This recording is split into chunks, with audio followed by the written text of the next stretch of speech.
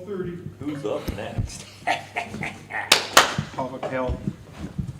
You Here know, we go again, Troy. this is a good time to go after him. He's a little sleepy after having lunch. It is his birthday. Yeah. Little Happy birthday. car burn. Are you ignoring us, Troy? Well, He just can't hear. since it is my birthday, maybe you should just give me the rest of the day off. Just say, oh, you're out, you're free, go ahead. Well, if you We'll don't take, care what go we ahead, do go, with we'll your take care of your budget, budget for you. As long as you just leave them the way they are, I'm good with that. Now, you know Jeremy's sitting here about that. Okay, welcome back. It's 12:30. We'll start our second part of our budget discussions here. We'll start out with page 16 and 18, Public Works, Health, and Pool.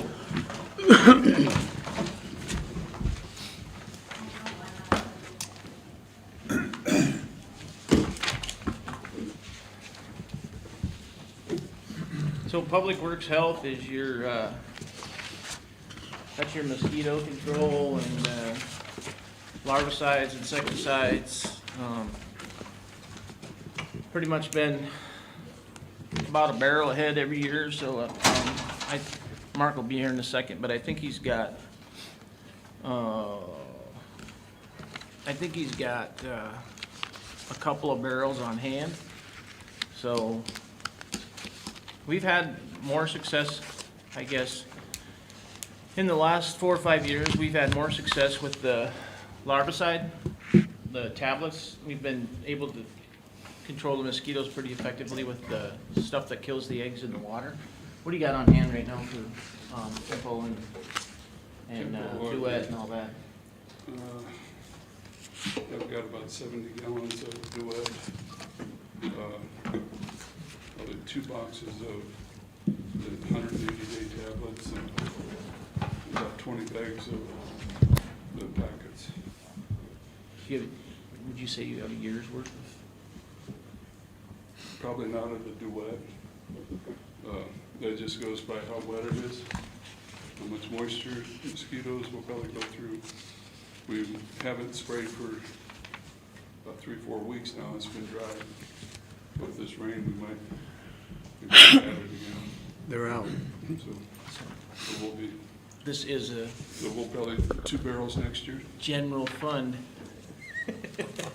If you're looking for a couple $1,000s, Jeremy, you can probably squeeze 4,000 or 5,000 out of public health. Duet. Duet, we'll probably order 2 barrels next year.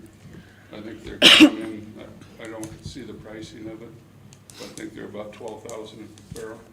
Whoa, we ain't got enough then. We have 70 gallons on hand. I would say we're, Well, we're gonna use some this year, yeah, we're at the very end of our spring here But it- season. I mean, we're almost into September. So if you've got, If they're 12,000 a barrel and you think we might need 2, we need to change that number, it's at 15. what do you think? You're gonna carry one, probably carry one We'll carry 50 one over gallon for sure. barrel yeah. over, Part of so. one anyway. They're 50-gallon barrels, aren't We they? do about 10 gallons of each time we go out. He's got, right now he's got 46.92 left, or no, No, it's- $521 left. I told you to buy ahead, yeah. but we bought one because we're about 20 gallons left in the other barrel. So obviously this is a budgeting meeting, but when you drive around, it goes, "Rah." Does it do any good? So, It does. no, during the day, you know, you guys see the nuisance mosquitoes and stuff. We're out there at the nighttime. We're actually trying to get the ones that have West Nile and some of this other stuff. That's when they come out. Plus, we get some of the nuisance mosquitoes. All we're doing, quite a few of those. So the duet, It is noticeable. the mist or fogger, it has to come in contact with the mosquito. So they have to be, the fog or the mist has to actually hit the mosquito itself. So that's why we do it at certain times of the day when the humidity's right and the temperature's right, so that the mosquitoes are airborne or they're out. They're not hiding under the leaves or they're down in the grass, because it actually has to touch the mosquito. the larvicide, insecticide that we use, the tablets that he's talking about, they go in the water. They don't kill the adult mosquitoes, but they kill the juvenile and the eggs. And so that's how we go about that, is when we have, like after we have a big rain event or something, we go around, we treat all the puddles before the adults can lay their eggs. That way, once they do lay their eggs in the water and the temperature gets right and all that kind of stuff, then it just kills all the juveniles and the eggs, so. When you do your route, is it you do the whole town in one night, or you got it split? We do it all in one night. Takes us about 4 hours. So it's, I was just doing the math, it's $2,400 every time they spray the town. And so who's driving? And plus wages and gas, this is just, Just for the chemical.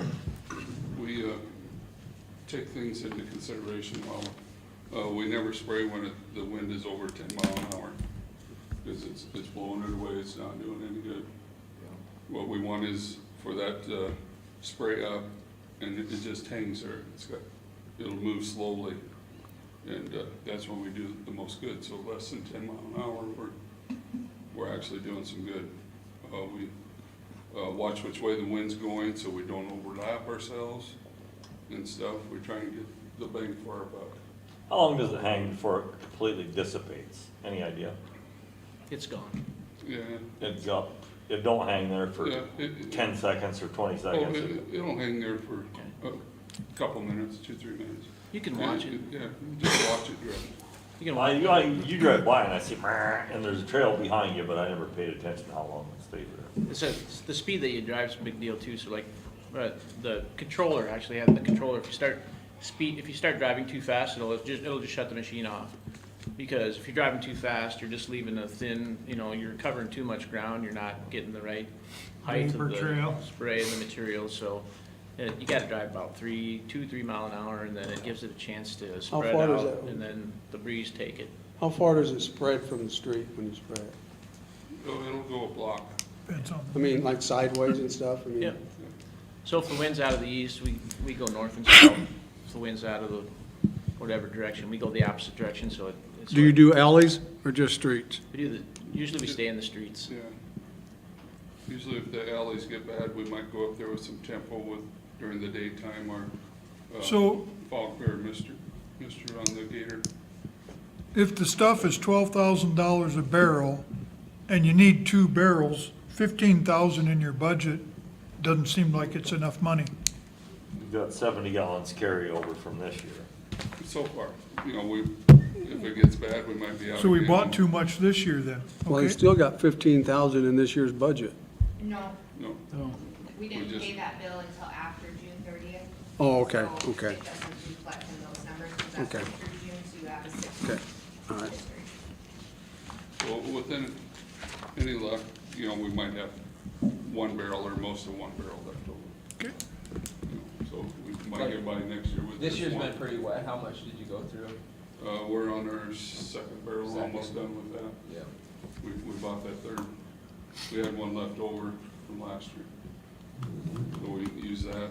We used another full one and we're into the, So if every year you buy one, you should have some carryover Yeah. plus one, and yeah, there's, we use it up. I talked to the guy from Van Diest, and there's no expiration on it. It goes up, they'll carry over from year to year.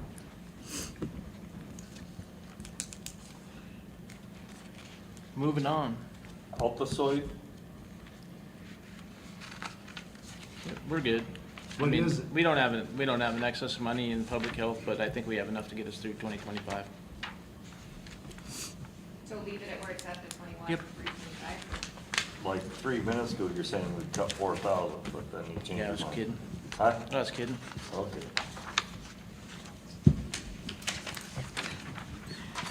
On to pool,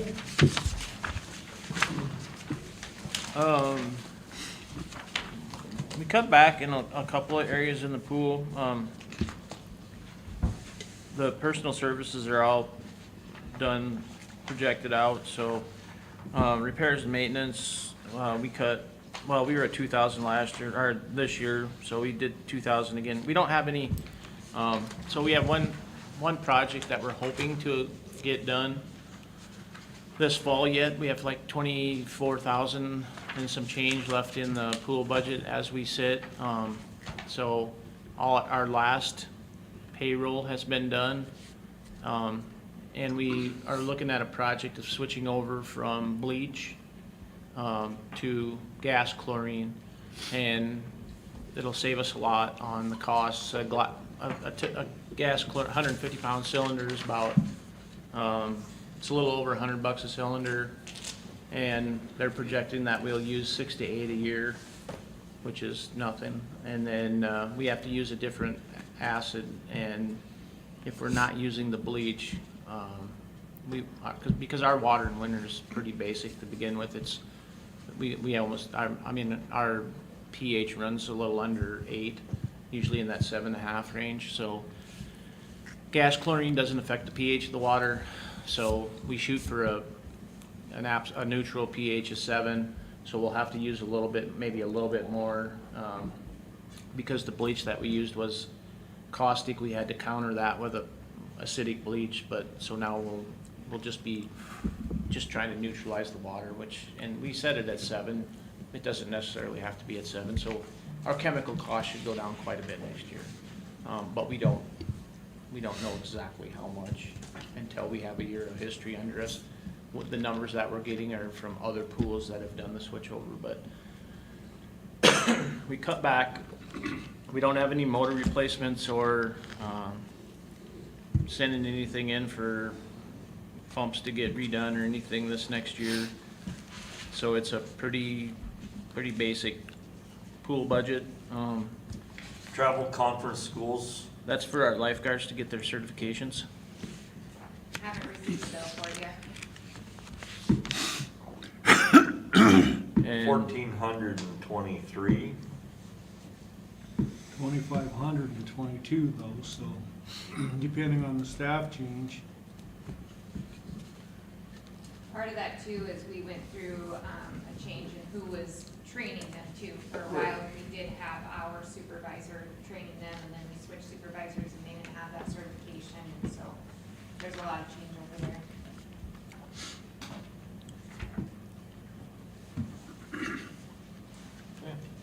Only thing I could see on there was, under your HR testing, you have 2,000, and, I think you could go down to 1,500 and still be higher than what you've spent in the last 2 years. I just got that number because all of our new hires, I mean, all the part-time people have to go up to the hospital and take the drug test, so. All right, birthday boy, we won't take your $500. What is the, go ahead, Managed IT, is that still, Yep, so they have cameras up there. okay. so my question is under utilities, Stuff we can't do nothing to them. they were at 10,4 and 23, 93 this year. They're going to 12, any particular reason? No, you said this isn't until, this is just through the end of June, so you got Oh. July and August on, yep. Plus the rest of the year. You're done with propane, so propane inflates that number through June for you. And actually, your numbers, this is the only budget that I went above June, because it's done.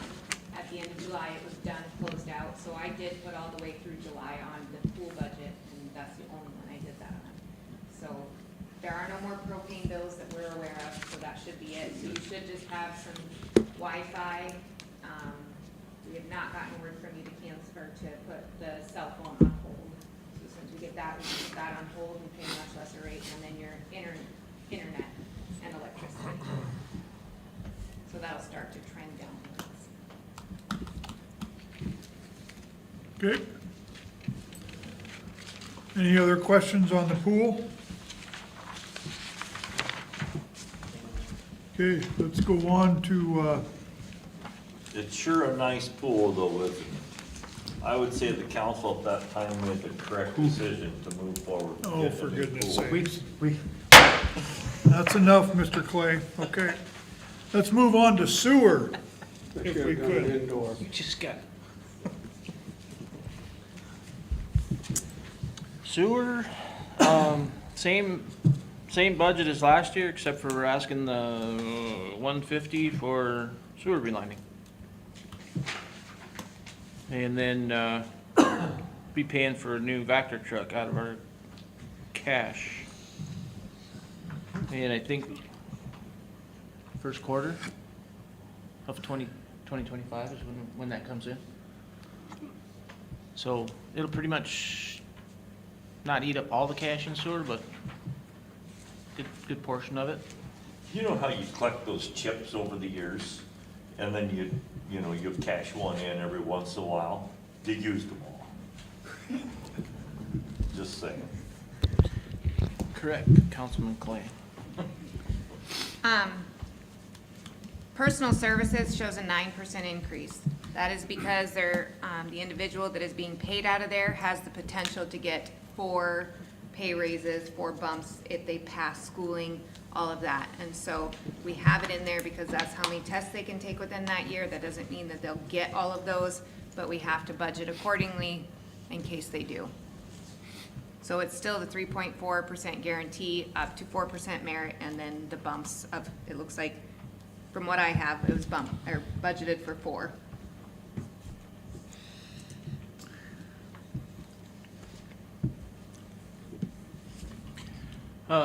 What's that manhole rehab? Manhole rehab is, we've been, Danny was doing it before I was here. Probably been doing it for about 10 years, where they can make a casting in some of our manholes in town are still brick, like the red brick. They're really outdated, and so they can actually go in there and spray in a fiberglass liner, or if there are some manholes where we just have to all new castings in them, and that's what that money's for, is because we do have a fair amount of manholes in town that are they're very old. Aren't some of them like the small red brick? too? Yep, Yeah. like fireplace brick. Little. Yep. All the newer ones are precast, but we also have a number of, so they called them, back in the day, they called them flush hole, well, I don't want to say flush hole, but Yeah. what it is it's actually had a water tap in it, and what they would do is they would fill up there was like 100-gallon container inside of the manhole. They would fill that up with a spigot that was, I mean, imagine that, putting your potable water spigot right in the manhole. But anyways, they fill up those containers and then they pull the string and whoosh, all that water goes down at once, and that's how they would clean the sewer mains. And so we need to remove those. And then there's also a couple of lamp holes. They're not an actual manhole, but what they did back in the older days is they would lower a lamp down in there, and so they could see the line. They could see down in the hole, but they're of no use to us whatsoever. So we're in the process of phasing those out, putting in new manholes with an actual casting, so we can get in them and jet them and do all that stuff. And then the other 25,000 is storm sewer. And that is any culverts or anything like that are going bad around town. That's why we asked for that money a couple years ago, because we had that one over on Juniper, and yeah, we had to replace those two culverts, and we hadn't been putting any money away for that kind of stuff. And we've got more over on that side of town. We have 2 more that are under the road over there, and they're both metal tubes, and they're both rusted out. So going to be some replacement costs there one of these years. Everything else is, we got some loans, we got computer software. Do you just wanna give him another 4,000 to make it an even $1 million, or what, Jeremy? Or we could take 6,000 away. $69.58. So for the public, council's information, I know I've talked about it in the committee, but the Vector truck is $485. Their day-to-day expenses with their repairs and everything is actually going to, they'll have to use $26,000 of cash just to balance between revenues and their continuing expenses. So that'll be something you guys will have to, you can do that, that's fine, but you'll have to consider that each and every year, because if you continue to use 26,000 cash, it'll be gone in 4 years. Those chips. Those chips. Any questions on sewer? Basically, I'm supposed to cut $26,000 out of this budget, that's what she's saying. Get at it, Jeremy. I'm not saying you have to, it's your decision. I'm saying you might have to next year.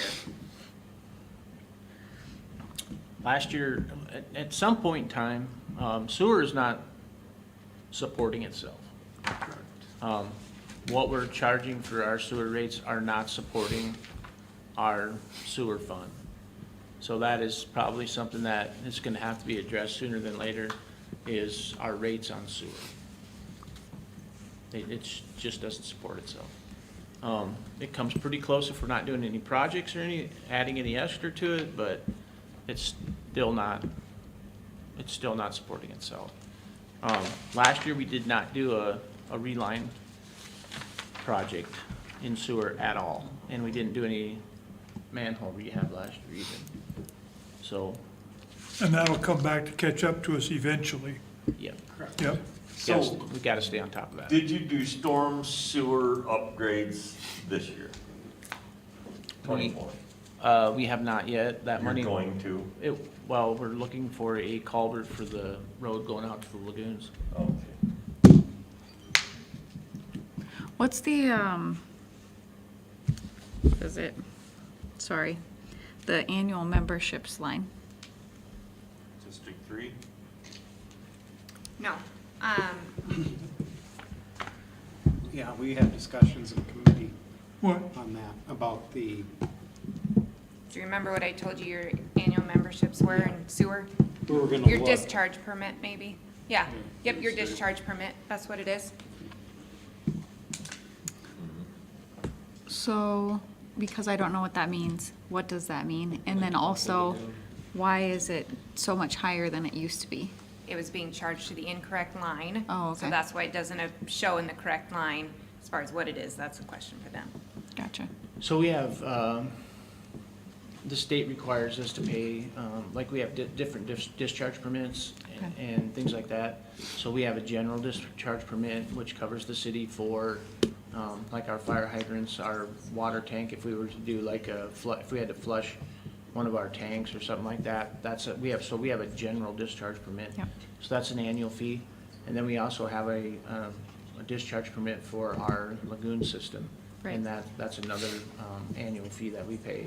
So this year, water has a couple of, water's the same way. We hold a water permit for the city of Winter and all those annual dues. So this year, we broke them down. So sewer's paying sewer stuff, water's paying water stuff. In years past, they were just being charged to permits or annual memberships, and they were just being, I think we've been paying them out of water the last couple of years, but That makes this year sense. we broke them all out. Thank you. So, which one of these things is most likely to happen, okay? That you will use $25,000 in the manhole rehab, or you'll use $125,000 worth of sewer relining? So, I think we're gonna, the company that we used for we used Bros Engineering this last year to do our chip seal bid. They also do a community reline, and it's the same program, and they include manholes in that. So it would put us in a pool with 4 or 5 other towns, which would make the project bigger, and therefore we hopefully get a better price for that. And we would include in that, that's the option, is you can include your sewer relines, and you can also get a price for doing manholes with that same bid. So that was our thought this year, is to go out to bids with them on that deal. Right. So is it not true that, like, if they're gonna inspect to do a reline, that they're gonna open the manhole and they're gonna say, wow, this manhole's in poor condition, while they're down there, then and they make recommendation and So basically, I'm sure Sometimes Mark- it does matter when you're, like, some of those really old brick ones, so as part of the reline process, they have to terminate the line. And if the manhole's in bad enough shape that they can't do a proper termination of the line, you're gonna get leakage. So you're gonna get, your sewer water's gonna come in contact with the ground, you know, it's gonna escape the manhole. So there's a possibility they may say that, but normally what they do is they just grout it in at the time. So you don't necessarily have to do a manhole that's in poor condition just because you're relining the sewers. There's things to get around it, but, I mean, it's just like anything else. You never wanna let anything get out of hand to the point where you have to do total reconstruction of it, because then the cost is 4 times more than. I, So let me rephrase my question. I don't think you caught it. I think maybe Mark might have caught it, but you might have missed it. I would like to cut your budget, that $25,000. My question was, should it come from the manhole rehab or 25,000 from the relining project? See, that's not the question he asked me, was it? The question was, where would it more likely come from? No, I said, which one of these would you be If you had more to cut- likely to use, the 25,000 manhole rehab or the $125,000 for the Or relining? storm Which I took sewer. at the 25 You off already that. took the 25 out of it. Yeah, I caught that, yep. The infrastructure, these manholes, there's so many of them in bad shape, so I would say that one's a must.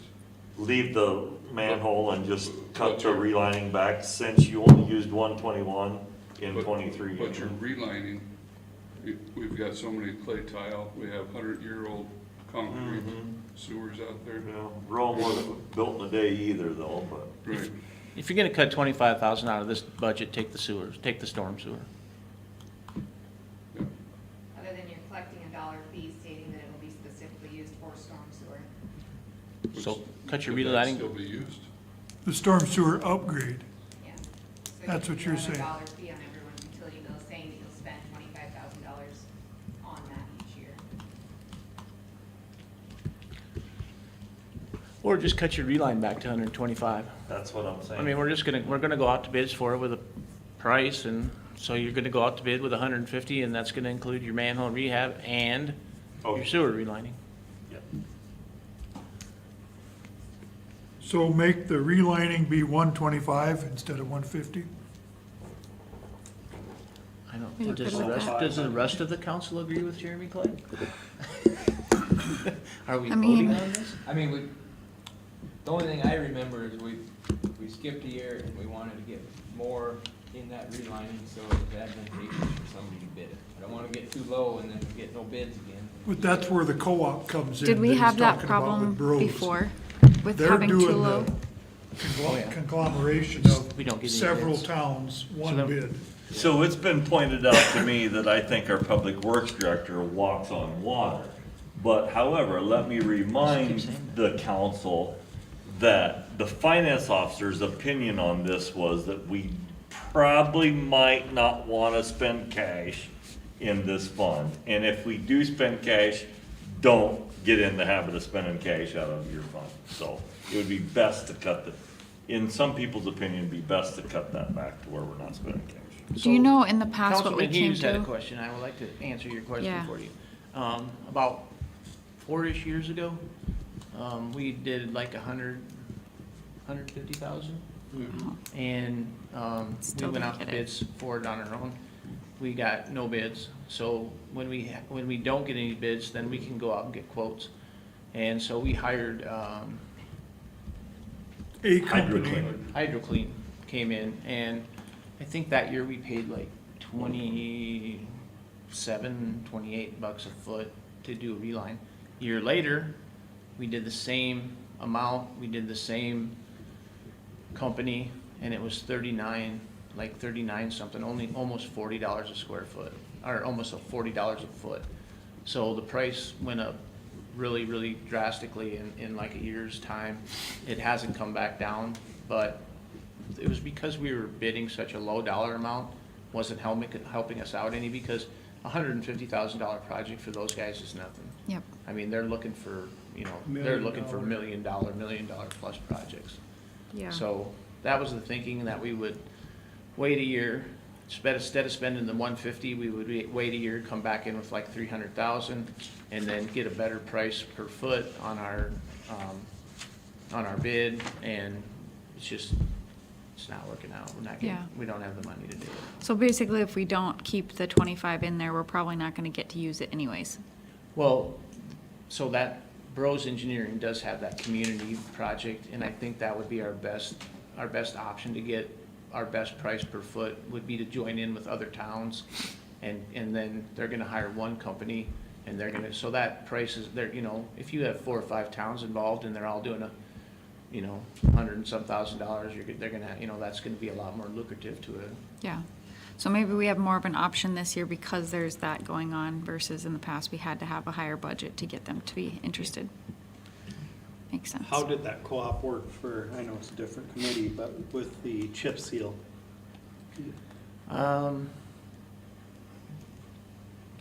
So the chip seal in the past that we've done, we've just went out and got quotes on it, and we've used an entity out of Yankton. But the city did a lot of the work. We would haul the chips. Yeah, but in the co-op, I thought that part of that So chip sealing the was co-op price didn't come out as quite like I thought it was going to. It was a little Okay. more expensive than I thought, but they do all the work. They sweep up all the old chips, they do their own traffic control, they do, so, and it was part of the bid. We couldn't pick and choose what part of that service we wanted to do. So it was an all or nothing kind of a deal. That traffic control seems like. Yeah, so our control of the project got very limited with this bid, so we just have to let them do it, but the price was higher than what we're normally used to spending. Like the traffic control, a lot of that was Yeah, overtime. No, a lot of it was after hours. But we would run our own trucks, we would run our own sweeper, we would do all that stuff. These guys will do all that, so. So we won't run into the same situation with the manhole, or the relining? No, Co-op. that's totally, that's a total, we have no involvement in that. Okay. So are we leaving it 150 and 25, or are we taking the 25 away? I gave you my opinion. I'm sorry, Jeremy? I said I gave my opinion. Okay, I already changed mine to 125, but what do you guys want to do? I think if you feel confident that we can be part of that and still get it done, then I'd probably take the 25 away. But,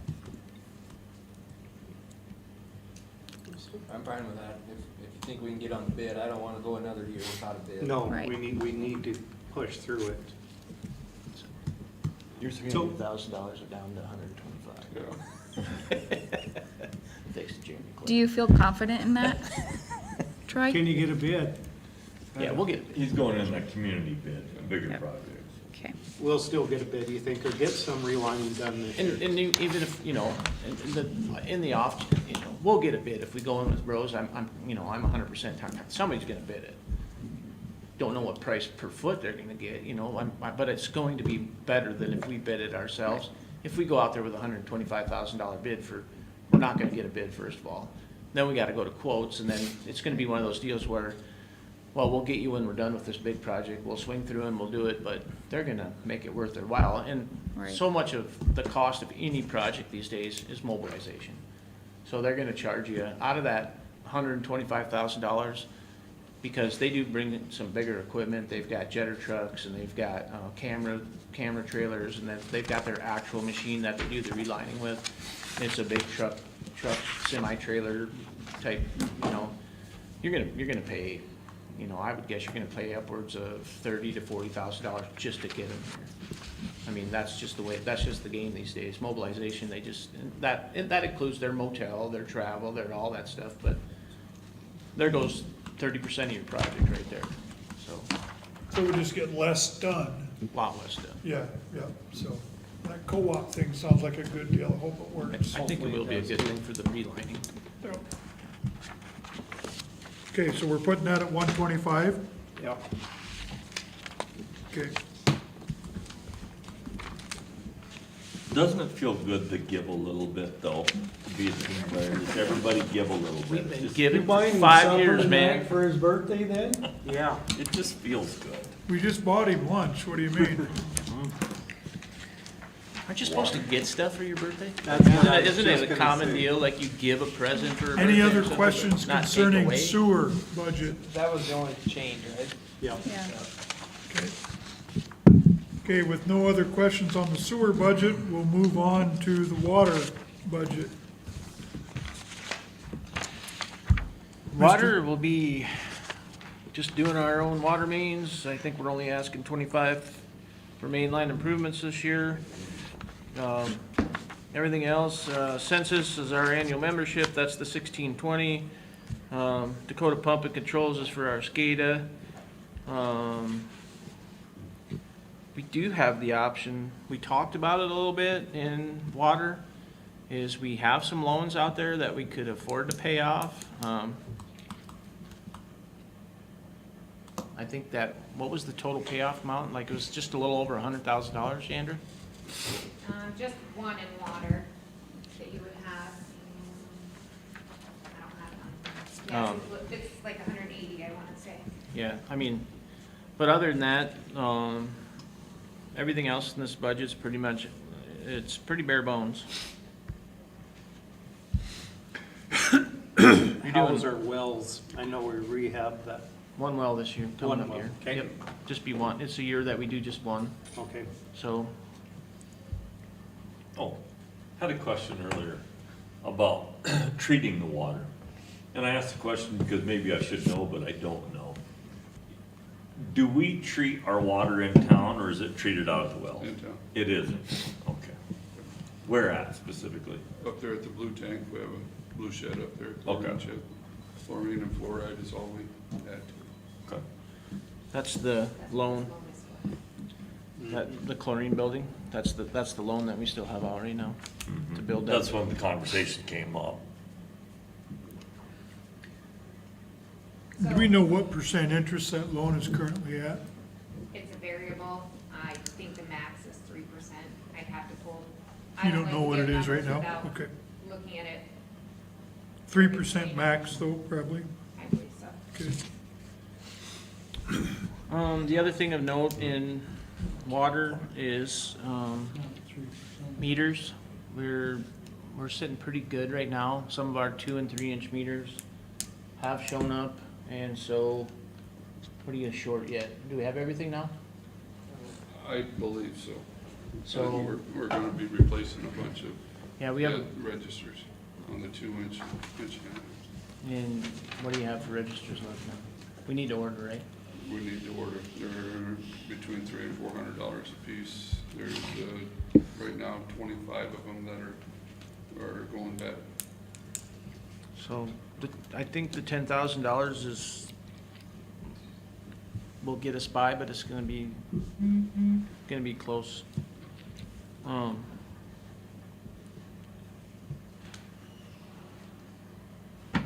Your utilities is pretty high too. No.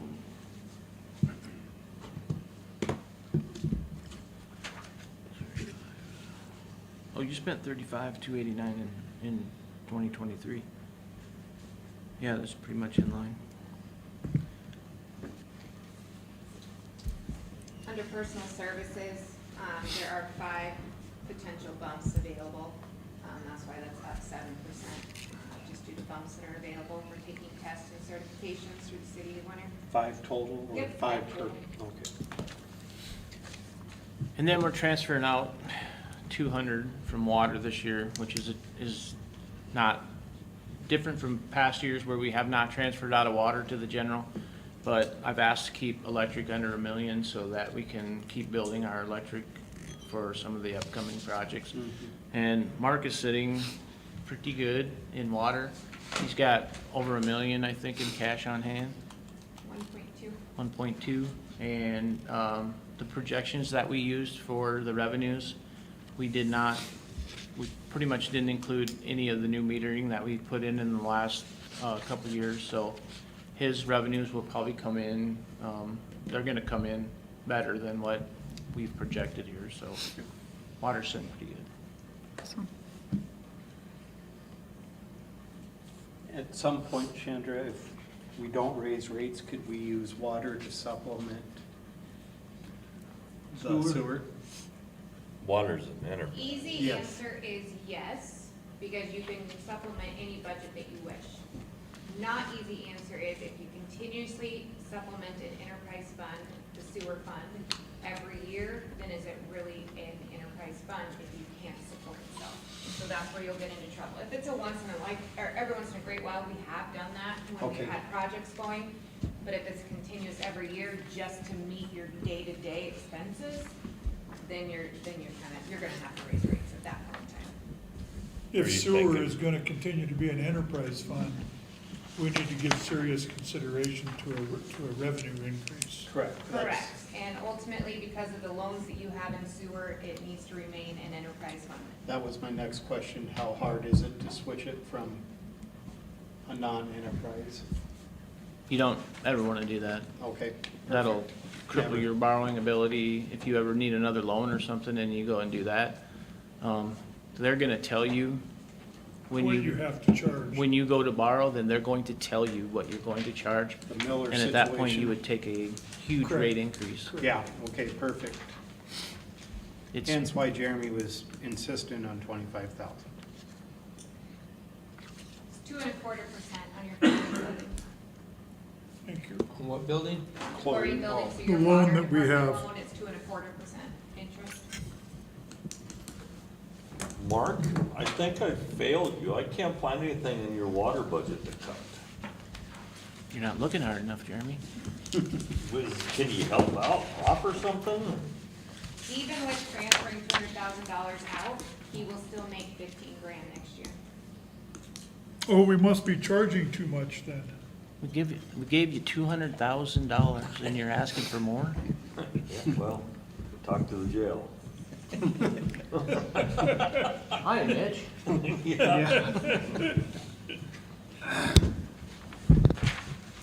I think water looks good, guys. Yep. Agreed. What's next, electric Yep. It's late. is, You are very early. Are we running ahead of schedule? Were we Very expecting much. anybody? That's Yep, right. correct. What is going Your on? electric superintendent? Okay. Time for a break. Like, it's so Chandra, expensive. Yeah, you could. we're just discussing sidebar here, but Yeah. why is our IT so expensive across the It's like board? such an increase on every single line item. Why?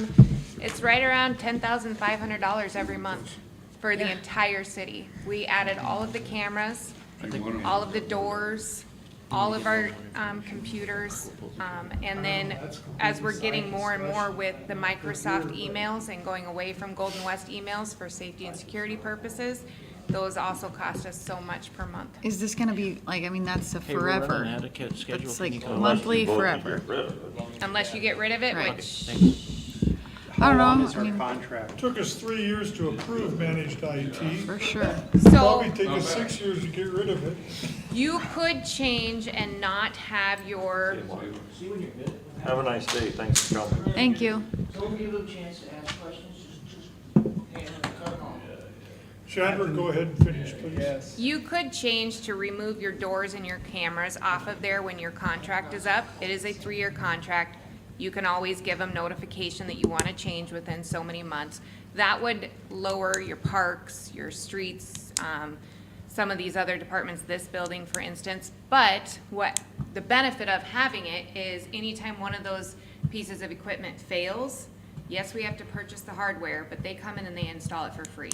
Most of the time, that's your biggest expense on those items, is getting it installed, not necessarily the equipment. So there is a benefit to us paying a monthly fee for that versus not having it on there. And Troy can attest to this with our cameras, and I know they're working on it still for his department. We had nobody monitoring our cameras. So we would go until something happened at the pool or happened at a park, and then we'd get there and try to review the camera footage, and, oh, I guess the camera's been down for 2 months. Workplace is supposed to be monitoring that for us now. I know they monitor mine. They contact me. I believe they're working on some NVR upgrades for you, different things like that. But when they go down, they're supposed to notify us right away. Otherwise, the cameras are doing us no good if they're not working for the purposes we need them. That's what that monthly fee pays for? Yes, that is them part of it as well. monitoring our cameras? Brad, are we gonna keep rolling when Curtis gets here, or are we gonna take a break till 1:40? Cause I could take a break, run them off as quick. I got a break at 2:05 is what I show, Well, but, the next guy's You not can due change for it. 25 minutes. okay? Yeah. Well, we can take a break right now if you want, as long as you're back by 1:40, 1:40. Yep. that's what I wanna know, are we Okay. breaking till then or not? Everybody kind of agree with that? We'll be back. Yep. Okay, we'll go on official break now then. I'm gonna leave the cameras rolling. Sounds good. No, what if I have to scratch? Just call Kurt. Your microphone is still on. Never mind, they're gonna take a break till 1:40. Chandra, you better shut it off. Why do you need to leave mine? Because then you have to restart from the very beginning all over and reshare, and I'll it's just a leave pain on them. my end, but I can do it for you. You're capable of that. Mute it. I can mute it, but I can't. Just I do could that. actually probably shut Just shut the volume. Well, this worked out about perfect.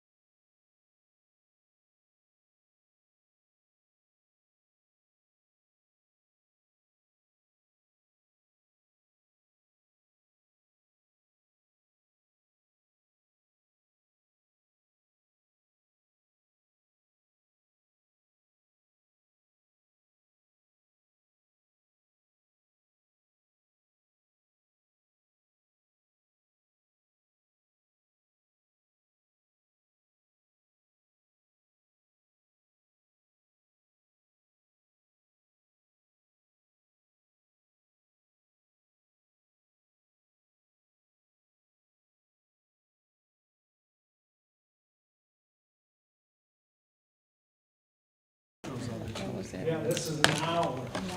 You're on. Three? You wouldn't have to rent it, you can go spend the night now. Okay, we'll continue with our budgeting workshop. For your information, we're gonna move code enforcement to the 2:05 time slot instead of the 2:05 scheduled break. At this time, we'll turn it over to Troy and Curtis for electric discussions.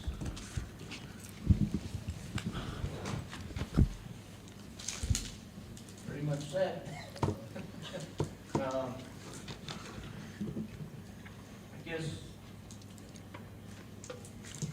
really asking for a lot more than last year. We did, so one thing that is a change, so electrical's kind of complicated right now. We put into that grant. I don't think we won't hear with that grant or anything for a while.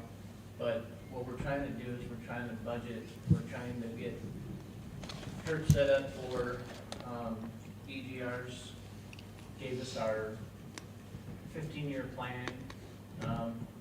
We've got a couple things that electrical committee's gonna have to decide here in the near future.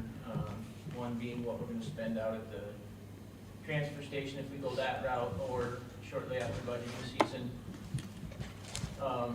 Like in the next month or so, we're gonna invite MRES to come to Winter and have a visit with us, and we're gonna talk about the possibility of Winter putting in a diesel generation, electric generation plant, and how that looks for the city of Winter. So we're trying to set ourselves up for some big future projects. Part of his underground this year, Kurt and I,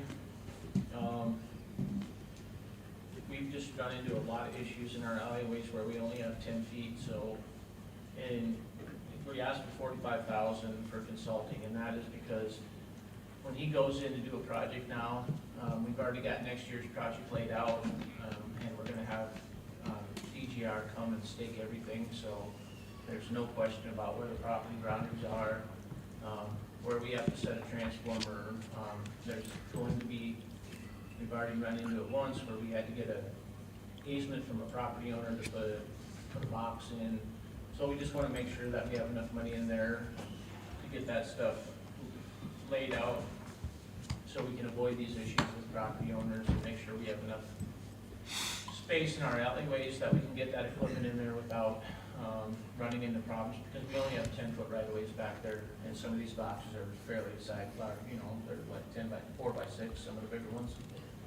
They're pretty good sized boxes, so we have to get them far enough out of that way of traffic. People are trying to get through there with trailers and pretty good sized vehicles, the propane trucks and whatnot, so we're trying to get that laid out accordingly, so that's the $45,000 that you have not seen in the past, but that EGR predicted that would cover us for staking out all the right-of-ways, and if we have to get, you know, we have to obtain an easement or any of that kind of stuff, something of that nature, that we've got enough money in there to do that kind of stuff. But going forward, it's just, it's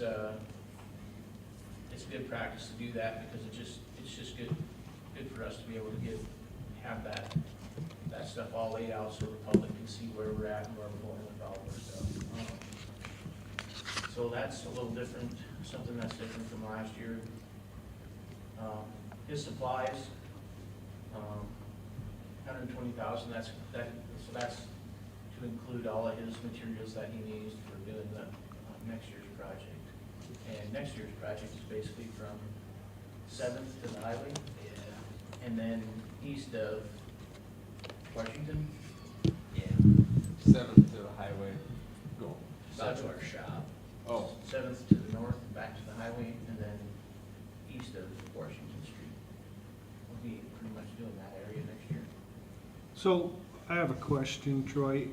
You've got 29,000 in repairs and maintenance and 120 in supplies, kind of all encompassing there both. I mean, So- supplies are for the underground projects and So repairs and maintenance are, So So repair and maintenance is, whenever we hire a third party to do something to us, for us, like, come in and, Put that in for the CT testing for next year, to do that, So- it's like 15,000.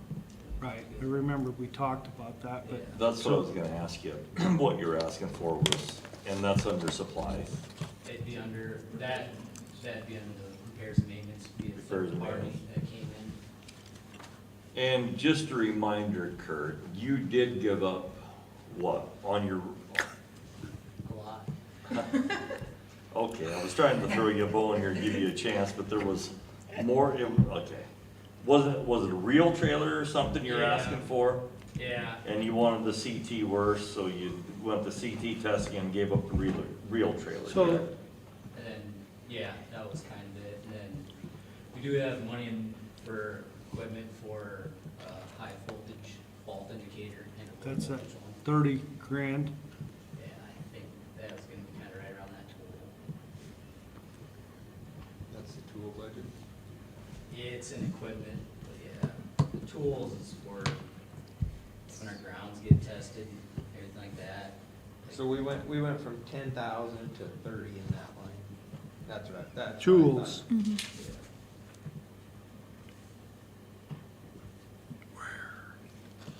$4261.0005. We used 97, 94, and 23, and we used 9,200 and 24, and then we bumped it to 30,000, 67% increase.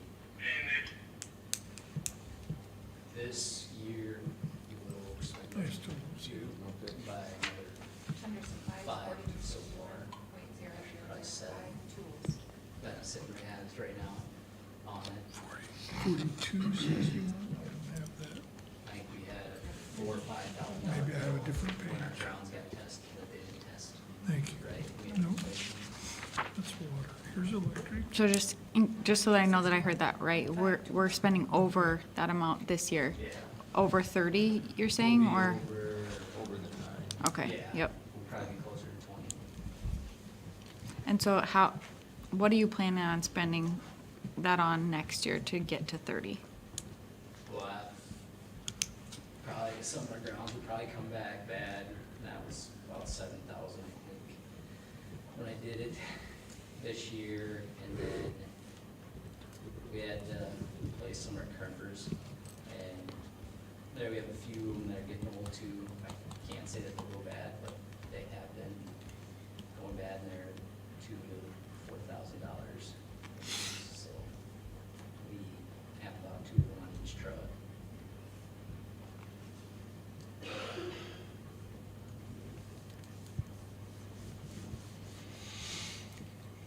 underground contracted, that's a new one, that's 30,000, and that's because of some of the runs that Kurt's gonna have to make here in the future.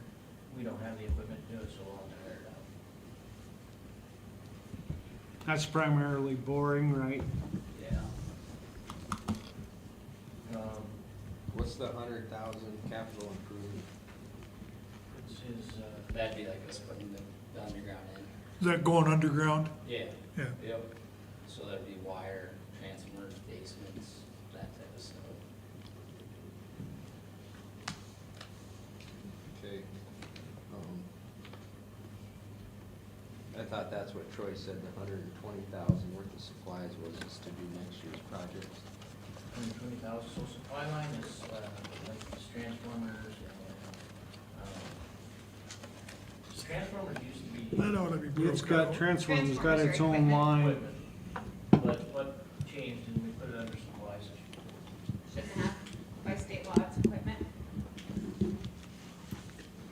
What supplies are we buying for 120,000? That's a lot of gloves. It would be like Gloves have their cross own line. arms, stuff like that, that we put up, and then Poles. cramps, poles, Conduit, I mean, wire. tire shop pole. Okay. I mean, it just adds up on there. So far, we've spent over 100,000 this year on, so.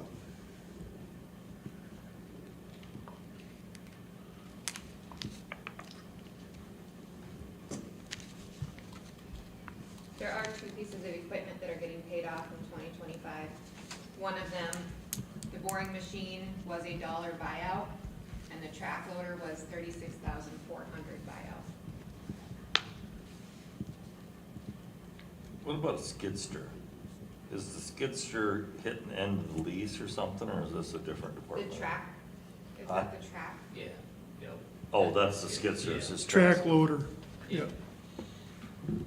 So what are we doing on that? Are we gonna buy that out? We're gonna release it? We're buying it cash? Buy it out, yeah. And that's in 2024 or 25 we buy it out? 25. It's What's the 25. buyout? 15, So 16, our last payment on it was 24, but you buy it out in 25 is what John Deere explained. So the 16's the buyout. 36,400 is the buyout. 4340.0003. That says. the track loader payoff. Payoff, is that the same thing as the JD 3333G track lease? Yes, it is. Sorry. I'm not very good with equipment.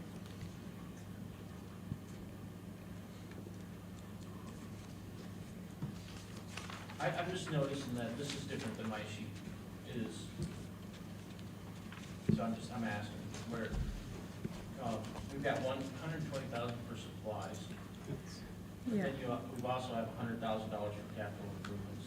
I Right. don't have, on my sheet, I don't have the 100,000 capital improvements because we now have equipment.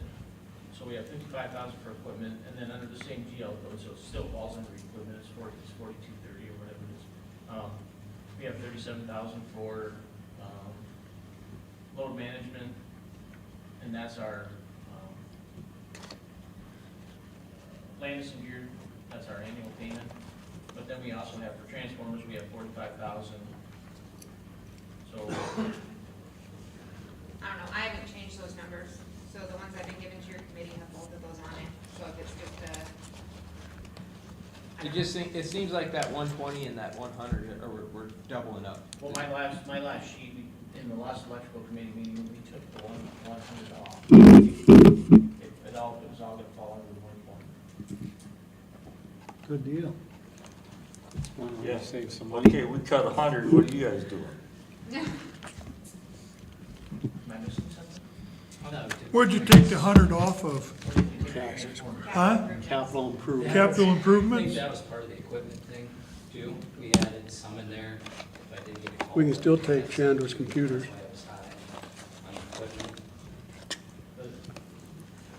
That, I guess my last sheet that I did before we came up here, we didn't have 100,000 in there for capital improvements. What was your bottom line on the one before you came up here?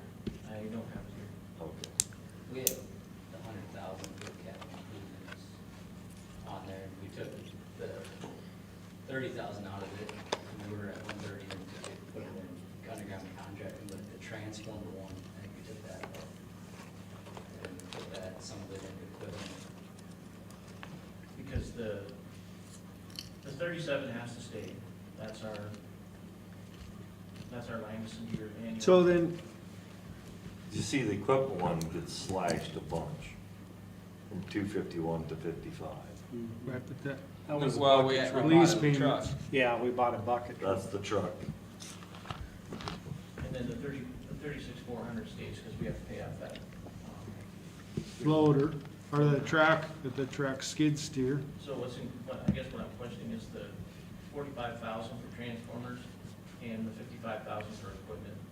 that's At one 100,000. time, I thought that was our 100,000. at one time, we had money in budgeted for if transformers ever came available, because during COVID, we. And that's 45,000. Yeah. If they became available, we said, yes, get them ordered, we need to have it budgeted so that you technically could say, yes, send them before the Correct. supplemental. I think I read budget. that in your We had to notes. leave it So in. that's makes it. But is that the 100, the 55 for equipment and the 45 for transformers? That's what it is. He's right. So we had the 55,000 in there for transformers and we had the 45,000 in there for. Other way around, but Other way. Yeah. 45 for transformers and But we had it all in 55, a lump sum and we decided to put an amount in there for the what ifs. the transformers that if somebody calls up and says, hey, I've got 12 45 kVA transformers, he can jump on them and buy them. But I think we still need to discuss this 120 and 100. The 120 is, that's been in there, and that is for his poles, his cross arms, his conduit, his wire, his tubs, all that stuff, basements, all that kind of stuff. And that's totally separate from trying to put stuff underground. That's, so the going underground portion of it, up to the 35, is, that's for contracted out, but, yeah, the 120 is, it's in there just for that kind of stuff. So the 100,000 towards capital improvements could be taken out. And then we had a discussion where, so, there's not necessarily, if it happens at a bad time, like say Tuesday morning after a council meeting, he gets a call and says, hey, I got all these transformers available. They're gonna be gone before the next time we can meet, and you guys can say, yeah, we're gonna move some money out of his cash on hand and make it available for him to purchase those. And that's what we do, we have that earmarked, transformers, 45 it says. But this, to me. 45 is gonna cover him for stuff that he needs next year to go underground. To me, the capital improvement line that says 100,000 and the supply line for 120 is doubled up. It has been for years. You've had 120 in supplies and 130 down in capital improvements. And he's been using both of them. You did have 130 plugged in into capital improvements in my notes, but you did knock it down by 30,000 to. Well, last year, we budgeted 132,000 capital improvement, Spent 21 cents. and we spent 2,100 so far. This year, yeah. We had a pipe down there, and then that's where the wire, or underground wire comes out of.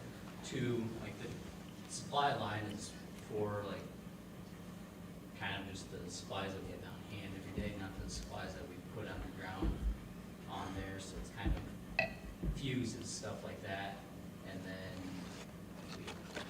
we need to work on our truck or something like that, and we have to go get parts or whatever, and then the 100,000 is for all the stuff that we're using to bury it, bury the ground, bury the overhead.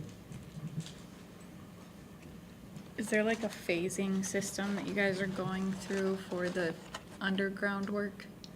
If that makes sense to ask? Yeah, we have what EGNR gave us, phases on there.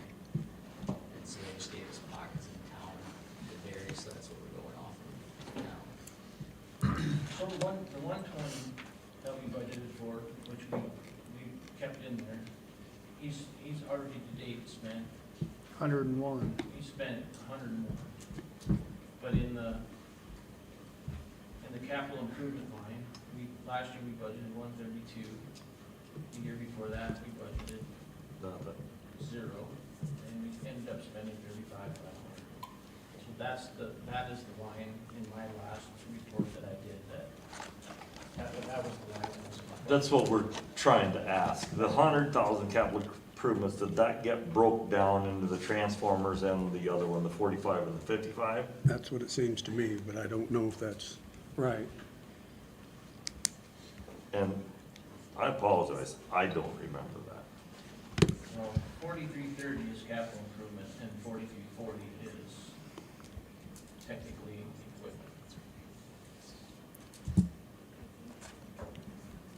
So is equipment transformers? Yeah. Okay. And then there's a transformers line, that's the emergencies. That's what I thought, was that emergency money if somebody called, was that 45,000, that's what I thought. Like I said, my last sheet, I didn't have the 100,000 on there. We should have that on there. Our year to date is off. Do you remember, Tim? That's I only through don't. June, So you probably that's- spent more money in the last 2 Yeah. months. Well, my theory, I think it's the trailer I asked for. I'm not 100% sure that's what it is. We just put it in there anyway, 100,000. Yeah. would be in the equipment line. That 55,000, is that what the trailer would be? Oh, you think the trailer, you left the trailer in there, you dirty dog? You said you're taking it out. Yeah.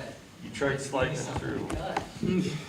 You said you were done. No, So did we determine But- the 100,000 gets cut? So, Not the No. 100,000. 55. 55,000 gets Yes, cut. the 100,000 is what's getting spent out of there. The 55 for equipment is going away? Okay. Is that what we're doing? What are we doing?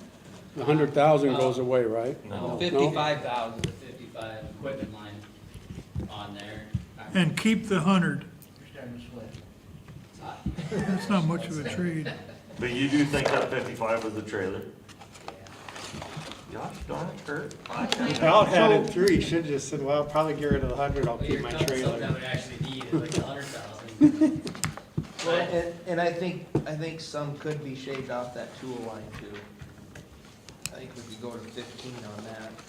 On You what? said you've spent 9,200, you're gonna spend another 7. but he wanted to buy a, whatever that tester was. CT tester. That was in another line that we said.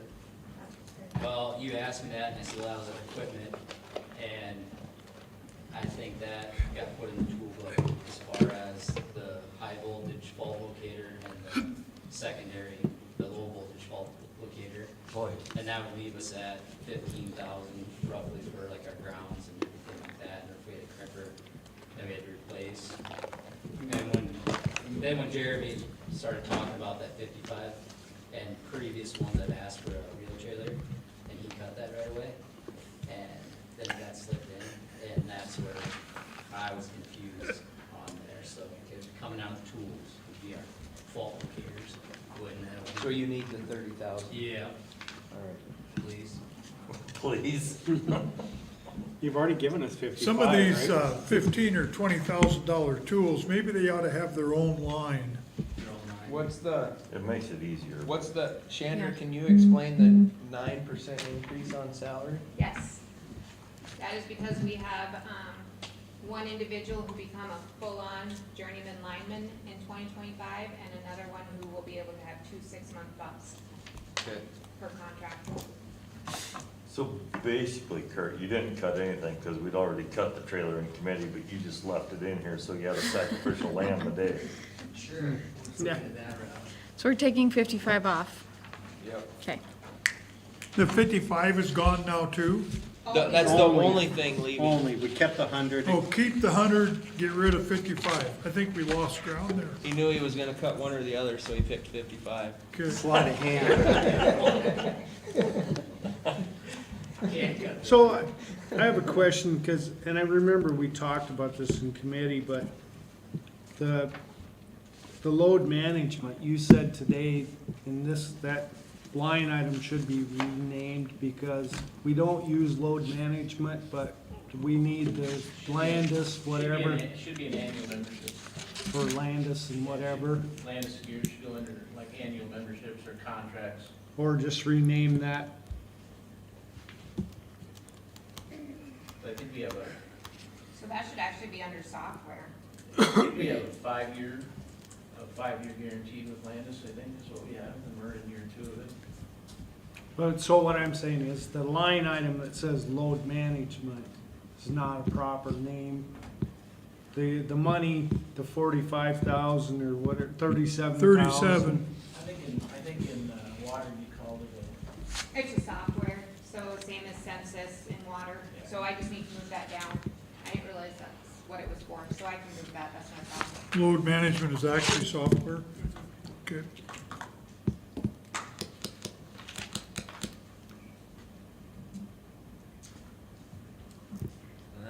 Any other questions on the electric? We're only gonna transfer $1 million. Everybody's good with that? Out of electric? Okay. Thanks for coming in, Kurt. Thank you. Now we'll go to code enforcement, please. You're gonna have to skip a page, it's page 19. You were doing so well. I know. Well, she didn't change I know. schedule Jeremy did, I know. so. It's a rolling schedule, it's fine.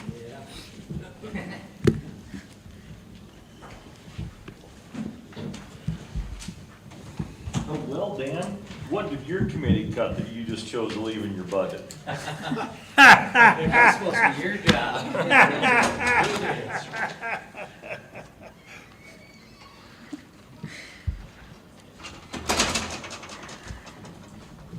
I'll start with your personal services, so it shows 2%. The main reason that is because, it's not just the code enforcement officer's salary, it's also, our meeting individuals, and they're not scheduled to get a change, so it's $50, I believe. Am I right on that for the chair? And then $35 for each meeting after that. I think it's 60, 40, 40. Oh, that's right, it did go up a couple years ago, 60/40, yep, okay.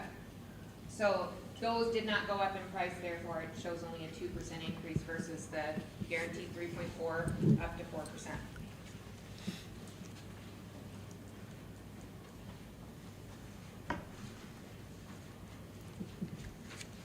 Are you asking for a new computer anywhere that we can cut? Yep, down on the bottom. Yeah, I am asking for a new computer. Look what you started. I know, Mine isn't. Andrew just walked Because in. Andrew just walked in, so we know that there's more computers coming.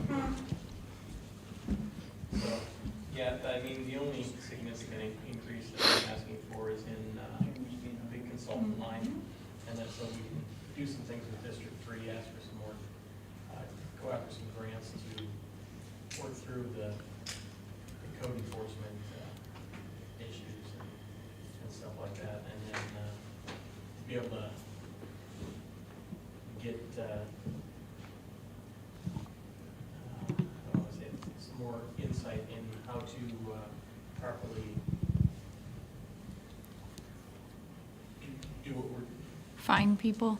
yeah, review the inadequacies of our ordinances. thank you. That's a much better way of saying what I was trying to say. That'll be a full-time job. Yes, sir. And that cost isn't to what we already paid District 3? It is not, so this is, actually something we just found out last week, you know. Are you No, okay? please. Okay. When we went to the District 3 meeting in Mitchell, there were 2 major grants out there that pretty much the entire meeting was spent talking about code enforcement grants, which was great. And so the one major one is simply there to help you improve, write, and reinforce and have teeth in your code enforcement ordinances. It comes in, it helps with property maintenance, it helps with building maintenance, it helps with all these things. It's a 75, no, it was a 80/20, I think, maybe. That was Or no, 75 federal, 10. yep, 75 federal, 15 state, 10% local is what that one was. And so we could definitely, based off of the conversations that are happening in ordinance committee, in code enforcement, we have rules, but we don't have a whole lot of teeth behind them, as we have found. And how do we get those teeth and how do we move forward?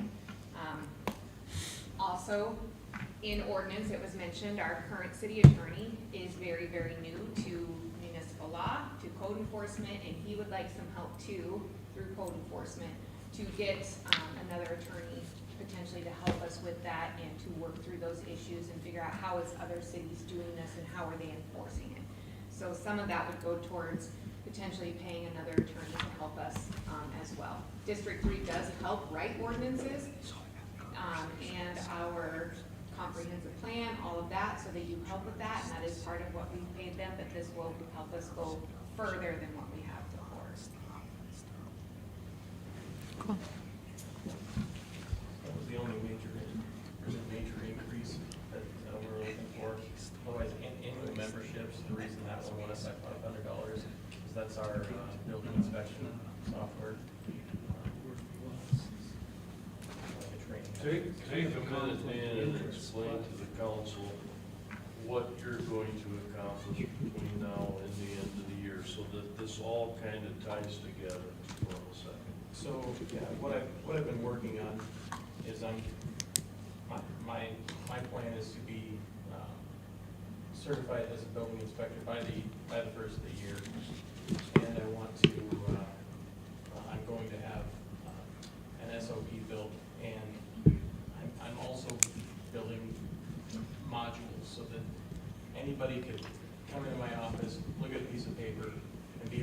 understand how to do the processes that I, go through the processes to do the things that I do. Just so that, you know, if something ever happens, that knowledge isn't lost again. Because I feel like a few years ago when that individual left, a lot of the knowledge walked out the door with it. And I feel like we've been fighting to get back there ever since. And that's why code enforcement is in the shape it's in currently, in my opinion. So.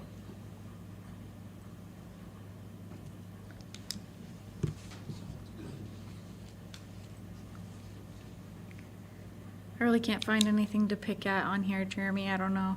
Oh, well, I'm kinda hung up on the District 3 $10,000. I hope that grant is huge, cause $10,000, that's a lot of money to throw at a District 3, another, It's not just for that. 6,500. Yeah, it's all. okay, yeah, 6,500. 6,500 is a lot of money to throw at District 3, and we're already paying them for other stuff, and they're gonna teach us how to write a grant to, then we gotta pay 10% of the grant. That's Yeah. also in lawyer fees. Yeah. And that's, and 6,500 in a snap was a lawyer, so I don't think we can. Lawyers included in that? In the consultant, Yeah. yeah.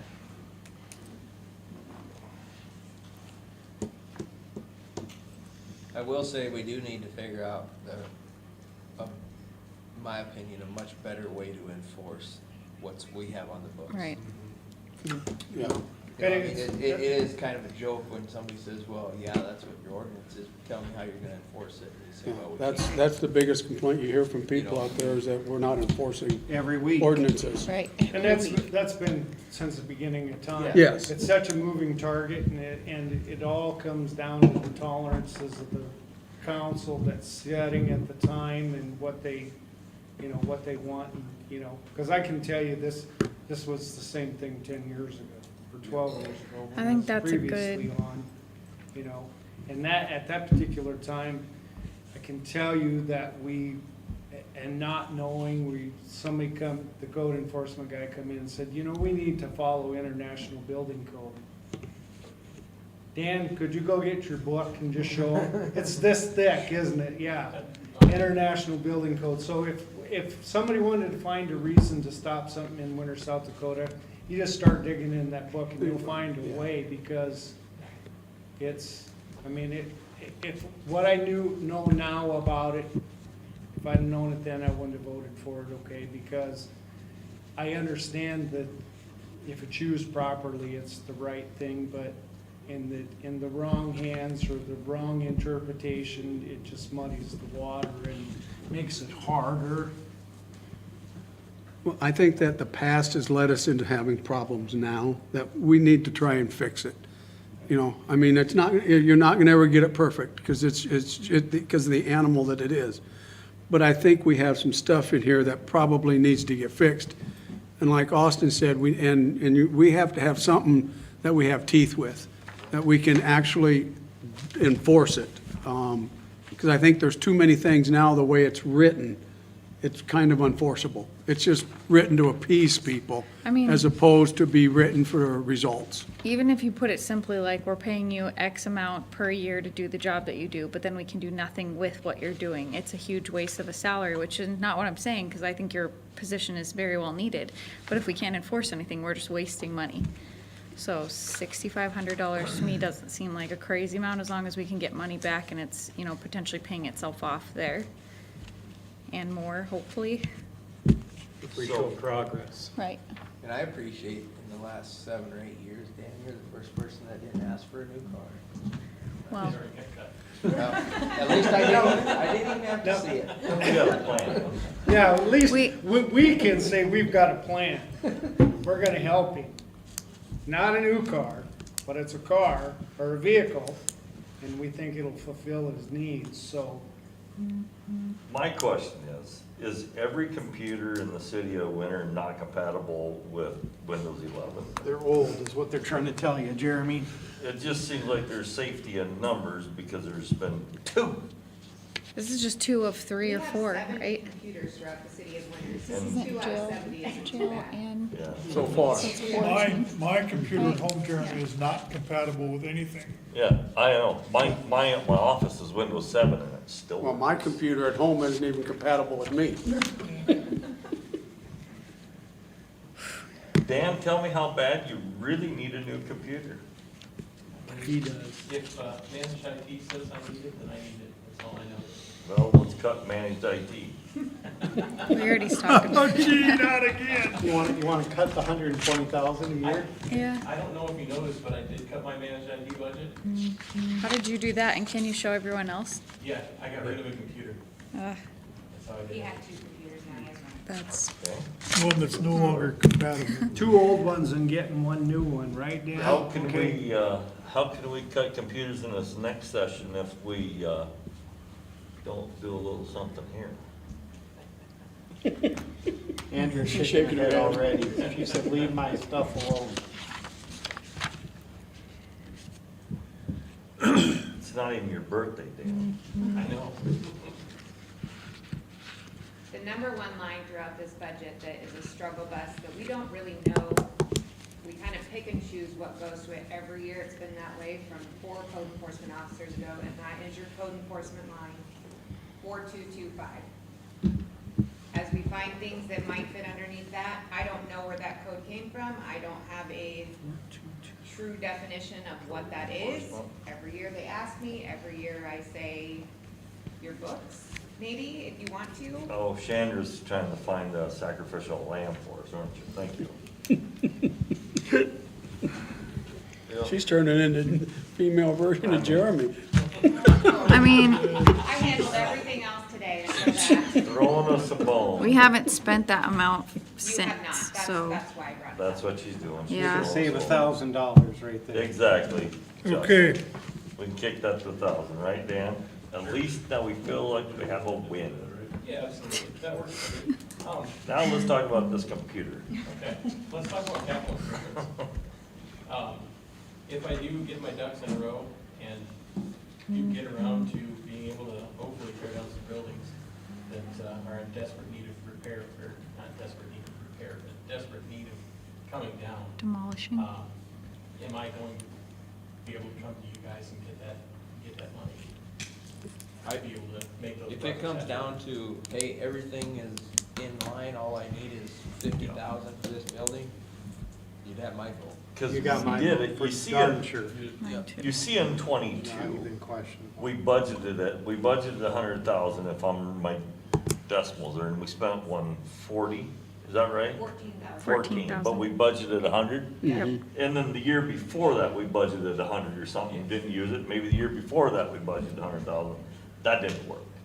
So the only reason I'm asking is I just wanted some assurances, like I understand why you guys got it, I was told that long ago, but I just wanted the assurances. you get control of those properties and you see what this council does. to Yeah, tear we, them down. we will tear those down as quick as we can. Figure out a way to do something there. Any other non-computer questions?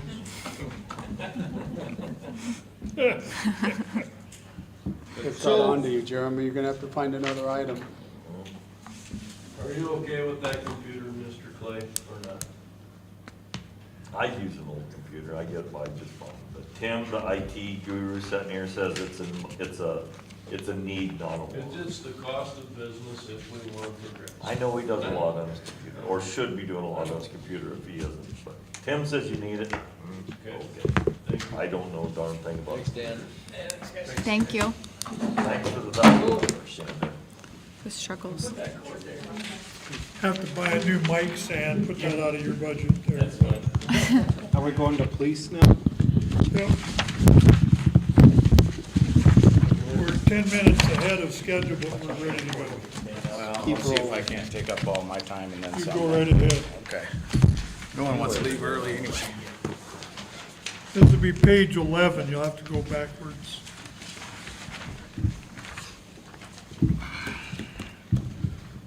Mark? Okay. Proposed budget, this is what we've decided to recommend through police committee. We'll start out with salary, there's quite a bit of changes in this from last year. This year's, or 2025 budget is calculated for 2 less officers, and if I'm not mistaken, 25% of a new position, administrative assistant. Is that correct, Chandra? Also included into that is a pay raise on top of the cost of living, which would be 97 cents per officer. Only the full-time officers. Correct, only full-time officers. So which would you like to discuss first? The 97 cents. Okay. That's what I want to discuss first. So, Mark, you very boldly offered that you were willing to not take a 97 cents wage increase if you could just get it for your officers. I don't know if it's legal to do that. Can we do that? I mean, I appreciate you saying that. Is that represented in these numbers or not, or where's that? That is not. If, I'm willing to do that if you guys want to take out that. I'm fine with my wage. I just know my officers struggle. I would argue that. Pardon me? I just feel like, I'm gonna come from an HR standpoint, because this is what I do for a living, but you can continue to pay people the same amount and stick at this spot in the wage scale. And if you're not paying them competitively, they're not gonna stay here. And if we have a low quality law enforcement, we live right next to the locations that we live to. So that really torques me off. Like, I think we need to be focused on retention. And the only way that we're gonna retain people is by paying them fair amounts. We're not sticking still at a budget for any other team, and I understand that 97 cents is, I don't know if that's more or less than what everybody else is making, but I do think that there's a lot to that. I would personally not vote cut your budget either. I think that that's not preferable. I'm having trouble understanding what you're saying. You want him to have a pay increase. You're good with Yeah, officers getting I the think they all 97 should. cents. You think Mark needs it too? I think it'd be very unfair to ask that of a supervisor. Yeah. I do He too, just offered it. and I don't think, Mark had just offered it. I was wanting clarification what was in these numbers we're seeing. appreciate That's that. all I was saying. If you do give me that 97% raise in the future, that would be something, when I retire, that would, just be an added bonus or attractant for another, either one of our officers or someone coming from outside to see that, okay, they're paying at a decent wage for the chief position. So that could be an attractant in the future. That's something you guys could think about, but to me, it's not vital that I have that. This is about my officers getting what I think they need. But is not, and I am absolutely no math guy, but isn't 97 cents pretty close to 4% of a $25 an hour salary? I'd have to do the math myself. I Be know roughly, it'd be yeah. about, Yeah, It is. okay. Okay, a 4% raise on a $25 salary Is is a a dollar. yeah. Okay, so, with our merit pay going up to 4% based on evaluations, aren't we there? We would be. That's my question.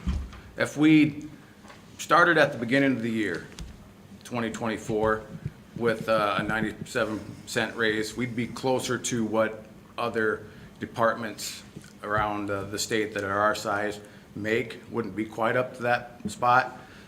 Of course, I'm guessing at every budget year, they also get a raise. So Right. if we just stay with the maximum of 4%, starting at 2025, we're still gonna be below that, what other departments get. Is it legal for me to ask what the average per hour is for the officers? It depends on the city. Like for and here, the size. for Some- us? Oh, you have this sheet, you Yeah. do the math. Yeah, but do you know just off the top of your head what the per hour is for officers here? Per hour. 25. You got a 22, a 23, a 22, a 23, a 25, a 26, So 26. the only reason I ask is because I just looked at Lemon, South Dakota, and I mean, I'm comparing to similar towns. They're making $25 per hour average. I think what we got, and I will jump on your back on that, Felicia. What we are trying to do here is we are trying to build this thing called a team. And we notice it's a revolving door here in the Winter Police Department. We recognize that. And we've made the adjustments to try to recognize this with some incentive on pay to keep people engaged in this community. And that's the pitch we're bringing to you, and that's our justification, so. I also think if you're cutting 2 positions, I mean, I don't know. To me, it's a no-brainer to pay. You pay for skills, and you can choose not to, and then you can be upset about what you get from that. We can get to that as Mark goes down through the other things that we need to. Yeah. This isn't the only thing we're working on for officer retention. That's part of it. We're working on other things, and we'll elaborate on some other things we're working on and doing as well to help with that officer retention. To clarify, these budget numbers under the projected wages, this gives each officer 3.4% guarantee, up to 4%, and then 97 cents on top of that for the full time. So they're getting CPI plus 97 cents. Absolutely. And when we did a review, Mitch and I kind of went through some cities that were close location to reservations, close population, close call, all of that. It would put us somewhere in the average of what average pay is with our personnel with this increase of what we're looking for. So it's technically, it's 97 cents times 2 almost is what it is for your officers. So it's almost a double raise for these officers based on that information. Correct. So, I understand the front page. What's all these other pages? That's confusing. That's other departments. So his just goes, his is only on the first page, Oh, okay. starts with police, it goes to the bottom. Oh, I guess it goes a little bit off. I guess it says right there. Okay. All right. That was confusing. Your question answered, Mr. Clay? Yep, You're that kinda answered good? it. Okay. It wasn't highlighted, I Alright. see it now. These other pages, does it say where? No, this is, that document's just inside the city of Winter. We in the committee had the other numbers, and I've got them sheets, but I don't have them available. Mark probably does, but And Mitch and I have looked several times at different ones, you know, and we're not the top, we're not the bottom, we're just kind of, we're right in there, well, on the average. What's your guys' recommendation? Yeah, who's the Pardon me? police committee? What's your guys' recommendation? We recommended the 97 cents, Plus the 3. plus the, Up to 4. plus whatever the pay raise ends up being based on You guys are evaluations. police, Yeah, Tim and I are. and this is correction, or is it the other way around? I'm corrections and your corrections, yep. so I can add to it. We had a lot of discussion, and we went up and down, and we talked about doing differential pay on nights and weekends, and we after we learned some of the stuff we learned, we shied away from that because it affects other departments, and we know that as across the board hourly increase impacts the rest of the departments inside, and yeah, I mean, it's been an emotional roller coaster, and this is kind of where we ended. We agreed first that we didn't want to do this, but then we agreed to do the differential pay, and we understand that they're trying to build this team stuff, and so we concurred that if we agreed for that, we would agree for this, and so our recommendation is to give them the 97 cents, and we can review it again next year. And you know, some of the other things that we've coached Mark and Mitch on, our thoughts and our feelings, we hope that we can help build consensus and team, and we know it's a moving target, and it's gonna take some time and some work, but we hope that we've given them tools to get where they need to get. So you know how we came up with the 97, does it, if you don't know? Shondo did her calculations based on what we had recommended as the differential pay in the night and the weekend, what that would have cost. And when we decided that's the problems that was gonna cause, we didn't do that. It equaled out to 97 cents an hour pay raise, correct, Chandra? That's correct. And just for the full-time officers. I do Right. wanna make that clear. We do have multiple part-time officers that are working the most, in the history that we ran, the most that they've worked is 300 hours a year. And so at that time, it was decided that this is for the majority, the officers that are working those full-time hours, that are there 365 type deal. And so, yes, it's not reflective of the part-time officers, not saying that they're not worth it, but this was something to help retain those, full-time officers. And with that very nice pay increase to the full-time people, we still see an 11% reduction in the total cost of labor, So I If you wanted will. to ask on that, even giving those that we want to retain. and this is just for future planning. If it does not go well, having 2 less officers, are we able to plug that back into the budget? I thought I saw in the notes we agreed that was something we can do, but If Mitch and I feel a need for that, and we have substantial evidence, or whatever you wanna call it, that there is a need, and bring it to you guys, then, yeah, that's something we would look to get. We would concur, that's our committee consensus, okay? This started and Mitch has given us national standards and Yep. whatever, and he feels that the police department can adequately function with 8 officers. Now, obviously, it's gonna entail shift changes and stuff like that, and if we see a problem, obviously, we're gonna have to fix it, right? So, we're all cognizant that there's potential Yep. either way. I'm good with that. Just had to ask the question. Good question. Oh, yes, very good question. So are we gonna budget just in case for the other 2, or we're gonna have to do a supplement? It would be supplemental at that point in time. That's how I understood it, it was gonna stay like this for a year. Well, that's kind of what the This is plan. for 2025. Yeah. And if we find out that that didn't work, I would anticipate, we're not gonna go to that guy we gave 97 cents and say, look, we're taking that 97 cents back. You're not gonna be We able just to. aren't gonna continue that route. You can't take it away once you No, give it. I agree. But there has to be some understanding that if you give the raises and staffing does not get any better, you still can't keep anybody here, then you prove that pay raise wasn't the problem, so then We've that's discussed when that, so you give and take somewhere, and it's gonna Yep. come in this budget. If in a year later, we're like, yeah, we're still 3 officers short, we've hired 10 and 9 quit, nothing made a difference, okay, then, so what is the problem? Obviously, it wasn't wages, we got within the standard average. And so you're gonna find as we go down, one of the things that we've talked a lot about is education and continuing and classes and that stuff. And you're gonna see Mitch has requested that we doubled the budget for that, Yeah, to I try see to engage our employees better and make them better people, and hopefully, you know, helps with the buy-in and all that stuff, so. Austin, to your point, we are not saying, and either are they saying that pay is the only problem.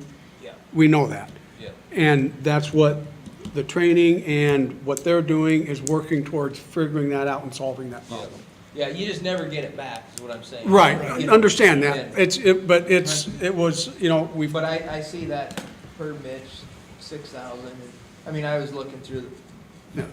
So, Justin, are you good with 97? Yep, I'm good. Felicia? Yep. Oh, and Dick, you are, I am too. Tim, you are also right. Okay, we can move on. And, Okay. you know, Thank you. Felicia made a good point. I wasn't coming after your 97 cents. I just want to commend you for offering that. And I hadn't found these numbers and confirmed it, and now I know, so we're good. We're good there. Good on that one.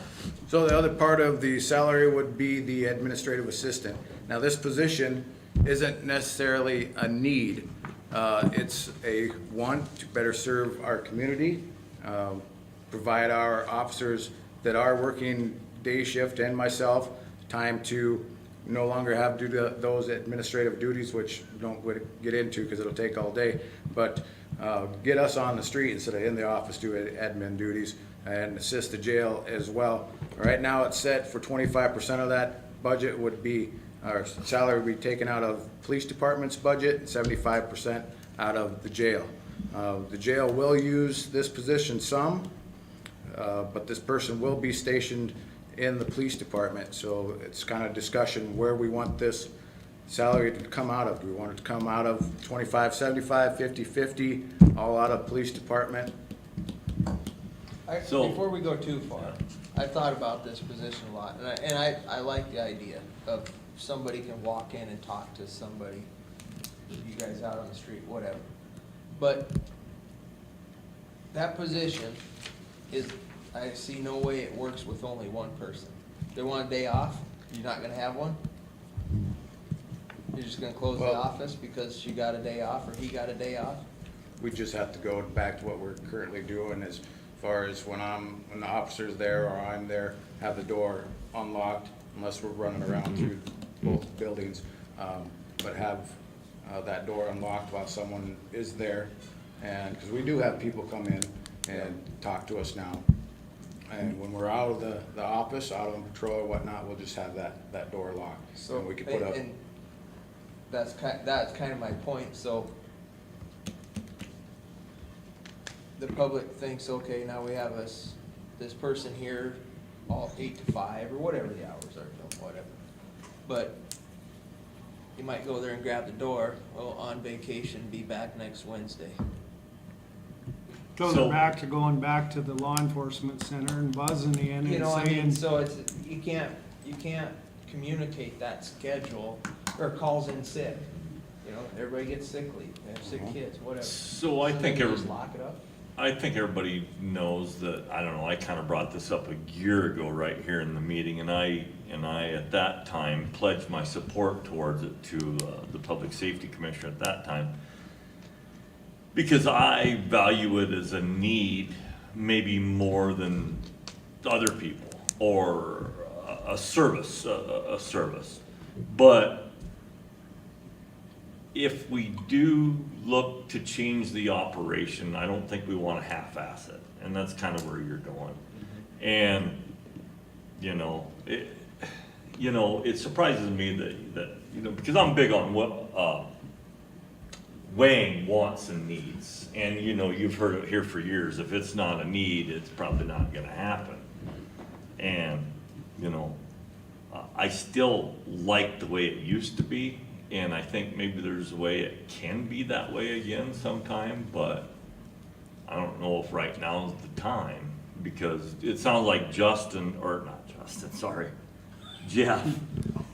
doesn't maybe overly need that position either right now, but. And like, being on the committee, and I've gone back and forth on this, whether or not this position. And I did ask how many people actually go into the law enforcement center and ask to talk to a police officer. 6. That kind of swayed me back to where I don't know that limited amount. Now, maybe if there was one sitting in a police department, maybe that, I can't say it wouldn't be more, but if only 6 people have come and asked to speak to a police officer, and I understand that's not the only reason, but it is the majority of the reason that person would be sitting there for the majority of the day. I personally, I'm not so sure I can support this, because I think that's an awful lot of money to spend for a person that isn't gonna have that much contact with the people, because that's the main, I understand you want this person to do some of that paperwork, I understand that. I mean, personally, myself, I'd probably lean more towards a part-time position than I would a full-time position. It could be 6 right now, I don't know the exact numbers. You're talking a week, or, I've had people come in, and dispatch doesn't necessarily know these people come in. When they come in the front door, they're greeted by myself, and maybe just information on a case we're working on, or something they see that they just visit with us. I think you're talking two different, you're talking about that went to dispatch. Yes. And you're talking walking into the PD. Correct. Yeah, he was talking about went to dispatch looking for, Okay, yep. right? Yeah, correct. Different. They used to be more. That 6 number, I'm not sure that the time span you're talking about. But as the council members of Jeremy used to come down quite a bit. So I'm sure he saw other people coming in as well. And for people that used to come to the PD, I think just because of the hustle and bustle and the expansion and how large the law enforcement center has gotten now, that has dissuaded some people from coming down, just because there are so many people walking through there, corrections staff, sometimes trustees, not so much trustees It hasn't anymore. been open to the public for how Yeah. long? Yeah, yes. Quite a while. Yeah, but we used to have quite a bit of traffic coming in. People just, waiting in the lobby, waiting to talk with officers. Officers used to be called down to the law enforcement center quite a bit. That is no longer the case, and I believe that's the reason why the expansion, just the busyness of the law enforcement center. Can we do without the position? Sure, we can do without a lot of things and get by. It's just one of those public services, I think, that the city kind of deserves in a way, to have that private setting for the law enforcement center, for the police department, for people to come in and not feel that other departments know they're there, just because of the amount of traffic coming in that isn't related to necessarily police work, but people dropping off things for inmates, just the correction staff going back and forth. There's, in my mind, people do not like coming into, or dissuaded are coming into a building when there's other people there that they believe are going to see them, maybe say something about them. Whether that happens or not, most likely not, but that's always something in someone's mind. I'm gonna go to the police department, there's all sorts of people down there. Who's gonna see me coming and going? If we have that position at the police department where they could come and go freely, that's not so much a worry for them. They have a comfortable spot to go and speak with an officer or myself without having so many people running around the building that we did in the law enforcement center. What are we talking about for wages for the administrative assistant? You're currently scheduling them at, 20.55 or 20.85 an hour is what you'd be scheduling them at. What's the total impact of that? Health, retirement? 65,000 total, It with is, health it's just- insurance, OSI, retirement, all of that. You guys, I talk all the time, you guys know that. I talk and talk and talk and talk. You know how I feel about it. Austin, how do you feel about this position? I really think in the future that position would be nice, but I think with giving the extra raises, not knowing how this next year's gonna go, I think our focus, whether it be financially, training, retention, whatever, I think our focus right now has to be to keep some of these officers. I've been here for 40 years and I don't, other than knowing their names because I seen them get hired, I have no idea who they are. And that's not Winter, South Dakota. You know, I mean, and obviously I'm older than younger people coming up, you know, but I wanna get to the point where, yeah, geez, she's been a cop for the last 15 years and know her name, rather than, I have no idea who that is. So you're a no right now, Felicia?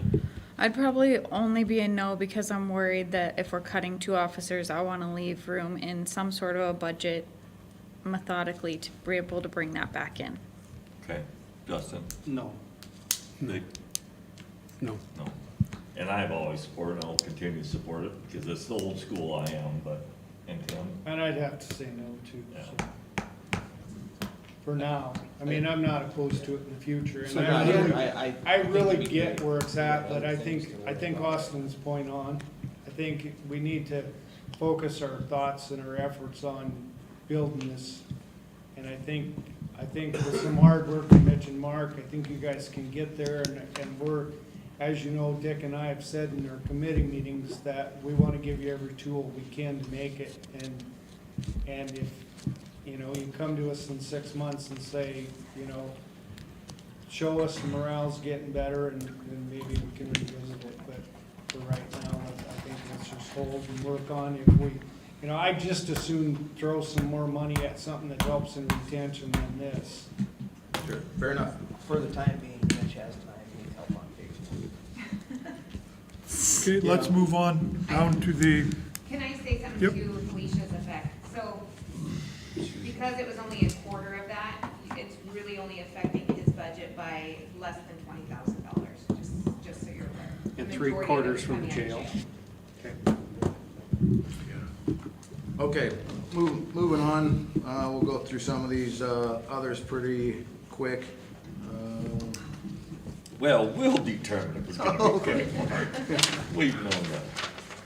Manage IT, that's, well, actually, those numbers will probably change because we found some workstations that are currently on the police department's bill, I guess you'd call it, that aren't actually police department workstations, so that's probably not gonna be 11,000. Excuse me? I took them off already. Okay, so that's gonna go down probably So closer this to number that. reflects that. Excuse me? This number does reflect those 4 being removed off. Okay. you have the same page that we do, Mark? I may not have. That's been kind of an issue. 14,000. I show your managed IT scheduled to be 14,000. Okay, okay, so, yeah, it's down to 11, so, yeah, those workstations have been taken off. So that's with workplace. Vehicle repairs would be the next big item on there, that's gonna be staying the same. The 4250.0008 feasibility study, that's going to be for, and this is part of officer retention and officer safety, big officer safety concern for us. Our radios, and this has been getting worse over the years, and I'm guessing it's because of the increase in electronics in businesses and homes and or whatnot, but we have and always have had difficulty, nearly impossible to speak with our dispatch and other officers in like the schools, the hospital, other large buildings in town, sometimes even downtown on Main Street. So that feasibility study is, we're gonna have, workplace is gonna head it up most likely and work with, That's just the study, Mark, 15,000. well, we'll see what it costs, but that's kind of where we're gonna have it set right for right now. Hopefully, they'll do something for us, and everything will be on the table. We'll do some testing, hopefully, and see what works best for us financially and corrects the problem. But it's something that's been an issue for years, and it's getting worse. There's certain parts of town, even on the streets, where our radios don't work very well at all for unknown reasons. So that's something we want to address. That'll help with officers feeling safer on the street, dispatchers, being able to speak with them being able to speak with dispatch when they need help, things like that. So that's a big issue we've been having. Any issues with that? And that's something we just put in here. We don't know how much it's gonna cost, just threw that number in there. That is if you're in the chopping mode, Mr. Clay, a few $1,000s, sure, okay? You know, So where did we pull the 15,000 from? Just guessing or? New line. It's a item. budget. Right, but we're just wondering, how Yeah. did you come up with that number? Why not 30,000? Just kind of a guess, more or less, of what We maybe want- other studies have maybe cost Okay. around this much for Yep. we want to something make else. a proactive approach to For sure. attempt to fix a big problem. We understand $15,000 is not going to fix it.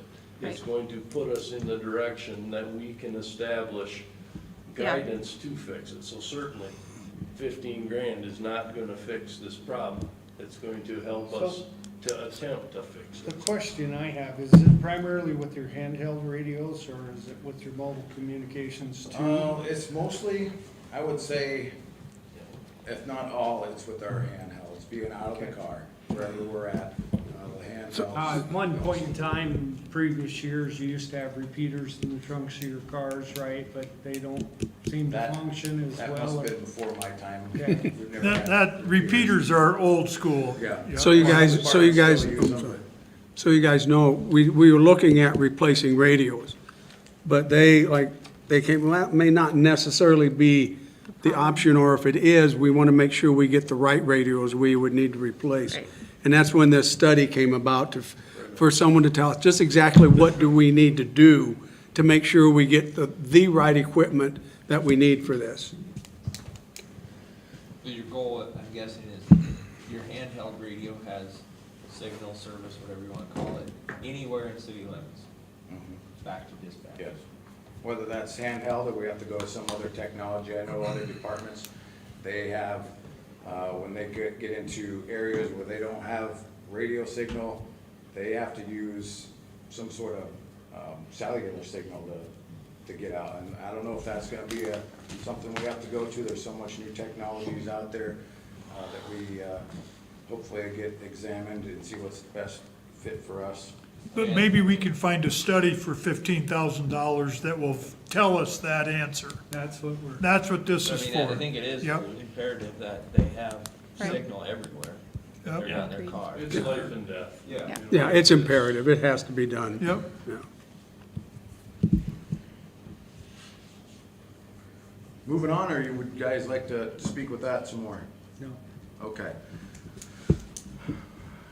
Uniforms, that is going down next year by 4,000, as we won't need to be purchasing body armor next year. Let's see. Vehicle supplies, same. Everything's roughly the same, maybe a little up, a couple hundred here and there, just from increases in prices of certain things. So yeah, office desk and supplies, since Councilman Miners cut your assistant, do you still need as much in that level, in that line? Yeah, I use that quite a bit. Yeah. Our office supplies are different than your typical pens and papers and paper or printer, things like that. But our offices are patrol cars, so tickets, flashlights, batteries, USB drives, those things are expensive. And as you can see, we're already at $3,500 this year, almost 36, and I haven't spent hardly any of that in the last couple months, just trying to, save and Okay. for towards the year. My other Yeah. question, Mark, is ammo. Are you kinda sitting pretty good on ammo then, or are you short? We're not short. We wanna have that stockpile so we could train with it when we need to. We have trainings coming up. We're gonna burn through quite a bit of it. I'm gonna say we're gonna go through here a few $1,000s of ammo here pretty quick with rifle training. That's gonna be coming up. We have some officers that need to be qualified with their handguns that were unable to qualify at the time when the state came down and did it in June. So we'll knock our current supply down quite a bit, and this would be to replace all that or most of that anyway.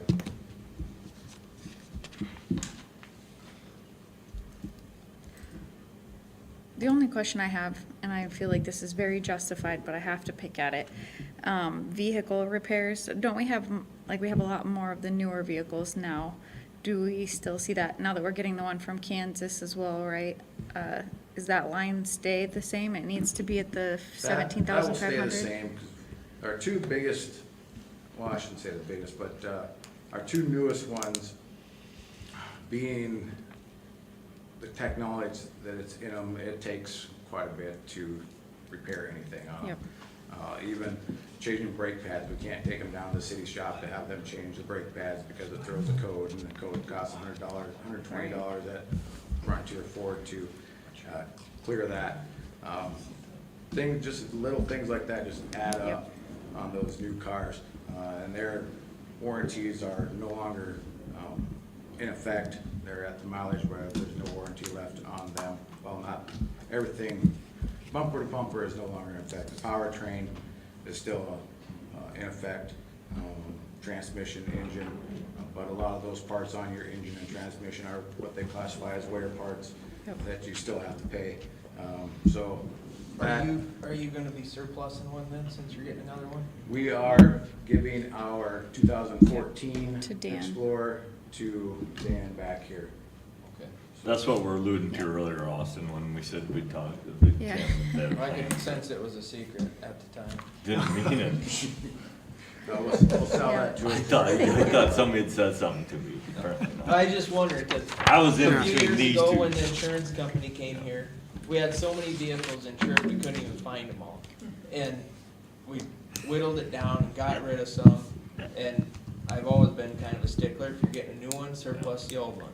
Otherwise, we get Yeah. that same mess 5 years down the road. I think when I came on the council, we had 12 or 13 cop cars. Lettered, Yeah, we had quite a bit there for a time. I mean, it About was, every officer had their take-home car, and that's when the pipeline will stop to be coming through, and we may need officers to be able to jump in their car, come home. and it go. was, but I mean, it just was escalating. Nothing So- was getting traded or surplus when we get another one. And I guess I apologize to you, Austin, but yeah, early on in this conversation, and that's why there was a vehicle in the 24 budget, when Dan first come to us and asked, and of course, and this is gonna sound kinda weird, but I looked at our revenue producing, and we felt that being as we'd get them a new one and give them one of their Dan, and then he'd have four-wheel drive, and he'd Yep. have a radio in it, and, so he could Not- surplus his pickup. yep. So are you still scheduled to get that vehicle from Kansas soon, or? I haven't heard from him that anything's changed. It's still scheduled to, he believes there'll be one available towards the end of October, November sometime, so that. we can- So you know his vehicle is a Kansas Patrol vehicle that he's getting. Cool.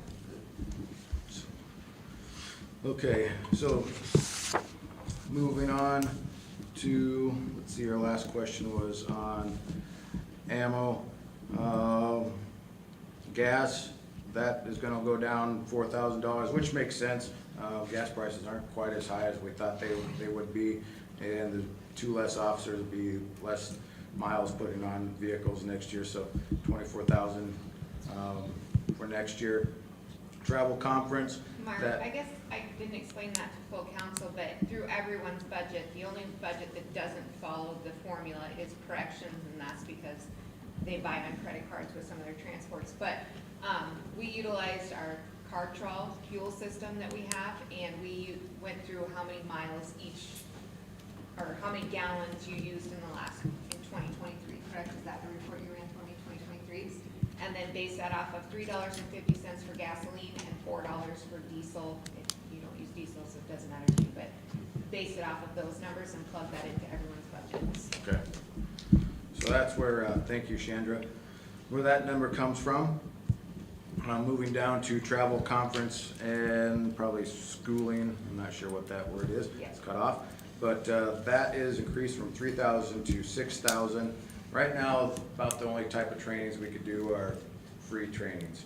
The rest of the money is used up by that 3,000 with hotel expenses, food, things like that, of that nature. 6,000 would give us the opportunity to improve our officers by sending them to schools that would cost us money for the actual, the training, but we could send them to trainings that the state doesn't offer. The trainings that the state offers currently, the number of trainings is down, it's so slowly increasing, but when COVID hit, that kind of just shut down a lot of the trainings. There's trainings that our officers would like that still aren't offered. Some of the trainings that they do offer might not be up to what we would want them to take. Maybe it's like a day training or 2-day training. Maybe we want them to take a 4 or 5-day training and get really well versed in that particular field. So 6,000 would give us that option to send them to other states. Like, for example, an officer wants to be a radar instructor. We haven't had a radar instructor for several years because that training hasn't been offered, and the officer that did our training on that is no longer with us. Mark, so would it behoove to add even a little bit more, Mitch? Do you guys have anything in mind and have any costs? I mean, I just as soon put another $3,000 in it now as, When I address this, I'm a very fiscally responsible person, and I came with this request, and it's doubling what was allowed And I before, know, and so I remember say the that kinda- conversation, and tell as me I've no. Yeah, said, I don't wanna, And we've all asked if you need more, because that's one of the things we've identified. yes, we need more, but there, on the flip side of this is we got two guys that have to get to basic academy school to graduate, and Mark's got a good rule there, he doesn't send these guys to training until they've completed a year. So, yes, we absolutely will need more training, but I don't know if 2025 is the year to ask for that. Yeah, that first year, 2, 3, maybe even 4 for some officers, that's kind of their break-in period where they're really learning. They may not be able to handle any advanced training What and make it kind of stick. what about the certified ones you have? Is there a training that would cost more than this for them to go to? Because we're trying to use this also to retain people. Right. So I mean, if there's training that they can go to, and you think it's gonna be more than 6,000, we should address that now. and my feeling are that, yeah, you look at it, and then maybe there is that carroted school out there, and it, you know, a week of school, it don't take long to burn up $3,000 to send somebody for a week, and, you know, by the time you pay motels and per diem and travel and whatever, and conference entry, that, you know, and if we're gonna hamstring you there, we're not doing our job Yeah. to help you, especially as we've identified what issues we think are there. Like I said, I'd just as soon put another $3,000-4,000 in it now and have you come back and say, you know, it worked out, and, you know. Can you get people to training, 2 less officers, 2 guys Yeah, in that the was my academy? question. Yeah, that was good. Can we still coverage if we got 1 or 2 We gone? can, it's difficult when people go to training or on vacations, it's one officer working by themselves. What's good about Mitch and I, from compared to maybe other prior administrations, we still don't mind working weekends, working by ourselves and whatnot. So we can get by with sending people to training and having them go on vacations. I can carry a gun. If we want to increase the training budget, I wouldn't have a problem with that. I can find training, and officers are more than willing to go to the training. I think if you know that they want to do it and they'd like to do it, I'd like to add to that budget as well. I don't think you should force them, of course, and I agree with your rule. If you have a rule of like, they have to be here for a year before you start offering X number of trainings, but maybe you have some of the other ones that have been here a couple of years, and maybe after that first year, it helps with the retention of them, just being able to see that we're investing in them. Austin, Yeah, you in? There's a fine line between training them so they can go somewhere else and training them and Right. retaining them. And if we can retain them, Right. I'm all for it. Justin, I'm saying 10,000. Jeremy? Some take away and other give. That's all I see here. But yeah, okay. 9 or 10? 10. 10. Okay. So when did you start working down at the police department? Because Tim said, Set the 6 to 10, you Thank say? Thank you. Officers will really appreciate that. Let's see. And to your point, Austin, the better we train them and they want to leave, that's more reason to keep them. now, we're not gonna fool ourselves. Some of these people get trained and still go somewhere I eventually. know. That's Yeah, natural. but I You mean, know, we've just seen but it in I other think there are departments. those that we can retain by training. Yeah. Other online, down the line equipment, that's actually gone down from 6,342 to 1,000. That's just because we broke it up into different line items. The body cameras, we have an issue with our current body camera system. Not our actual body cameras, but the software that we currently use is no longer supported. It's went down once, and our IT that we used at the time had to sweet talk them into providing us the software, the archive software to get it back up and running. I thought at first we'd have to buy new body cameras for the new software that they do have. That's not the case. They have a couple new software programs But 7,500 would be paid for. When they get the numbers back to me, the guy still hasn't got the back numbers to me from Motorola on what that will, the cost of that. There's two options, whether we store all our video in the cloud or have it on site. There's licensing fees for both of those, plus the cloud would be a monthly charge as well. So when we get those numbers back, I'll decide I'm more prone to store on site, which according to him would be a little more expensive with the licensing agreement than in the cloud, but I feel that that's a more secure solution or option than having our evidence, video evidence stored in the cloud, because every once in a while you hear the cloud getting hacked or whatnot and people's information spread about.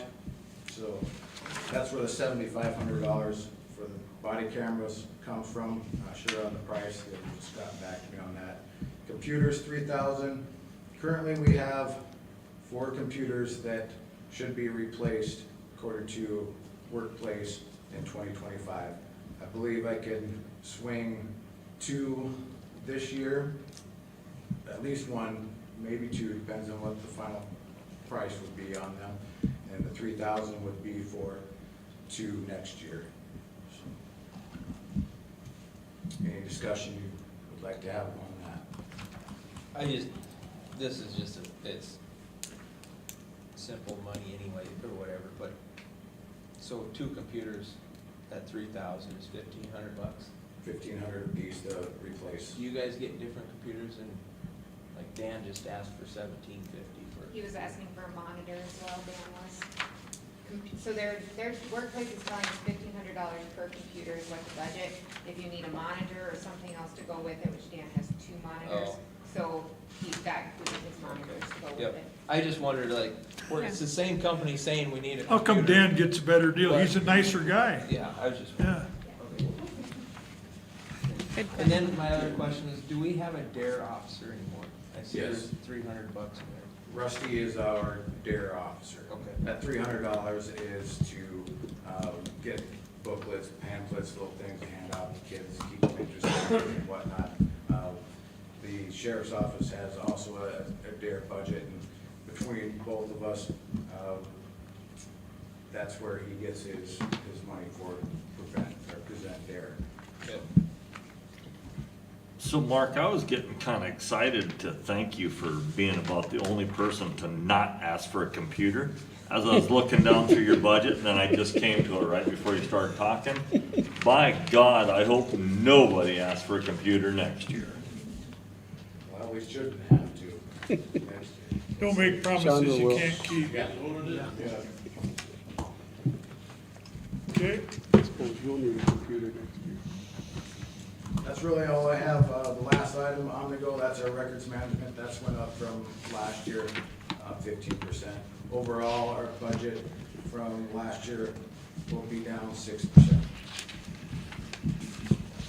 More. Not quite anymore, because we upped you some without your permission. Well, Yeah, that'll you be also down a little deducted more, them yeah. along. Okay. So it'll be less, We it'll be. cut, less. yeah. Very good. Good work, Mark. Thank you. Yeah, thank you. Okay, Do we we're a little bit ahead of schedule, but that's okay. Need to go exact right away? I'm sorry? Attorney first. Yeah. Yeah, we gotta do it. Okay, attorney then, exactly. What was that? Page number 10, if you're keeping track on your budget sheets.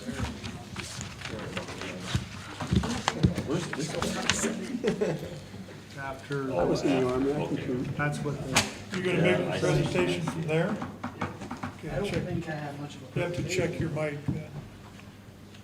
Oh, yeah, sorry, I stole your stand. That's all right.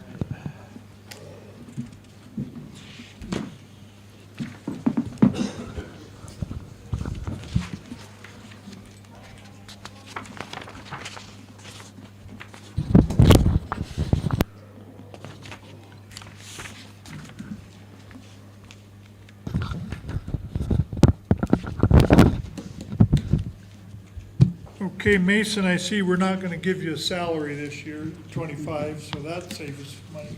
Or a computer. It's under consultants.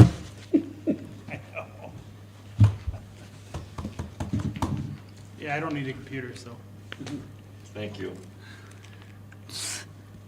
You got your wish, Jeremy? 90,000 for a consultant, should we start there? Yeah, that's fine. I mean, That's all his That's above his stuff salary. added in. That's mine, and then my, That's what I figured, yep. any other consultants that I would, including my deputy. That encompasses that. Other than that, I mean, there's really nothing abnormal, I guess, same as last year. That's the only thing that was changed, and I think it was taken down like $15,000. I mean, you could probably afford to lose a little bit on utilities, I would think, but maybe not. Pardon me? Utilities, is that, Zeroed It was out. 13,000, right, almost 13,000 the next year. You could potentially take that down. What do you do, So- just percentage split his? So, yeah, that's what I should explain, what utilities are for him. Utilities for him are the tablet that he has and, that's it, isn't it? Yes, So you've paid for the year, is it 405? Or is through that a? June. So, yeah, I would say you could definitely probably take that down. 2,000. I don't know that I'd wanna go below 1,300 since that's what you've been at the last 2 years. I'd have to just double check to see why there's such a difference. Manage IT. maybe do that, 1,300? 13. Yeah. Attorney utilities to 1,300?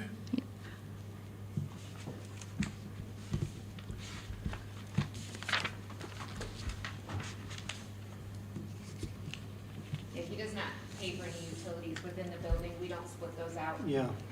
Admin building pays for all of it. So that's not really utilities. Yeah, what is it then? That's what I'm confused. with. Internet for his Okay. tablet through, AT&T. Okay. That's the thing I can think of off the top of my brain. Oh, and his phone line. He has a phone line that goes directly in there from Golden West, so any long distance. So that's probably why there's a fluctuation if there's a long distance call that happens with an attorney. Sometimes those happen, I hear.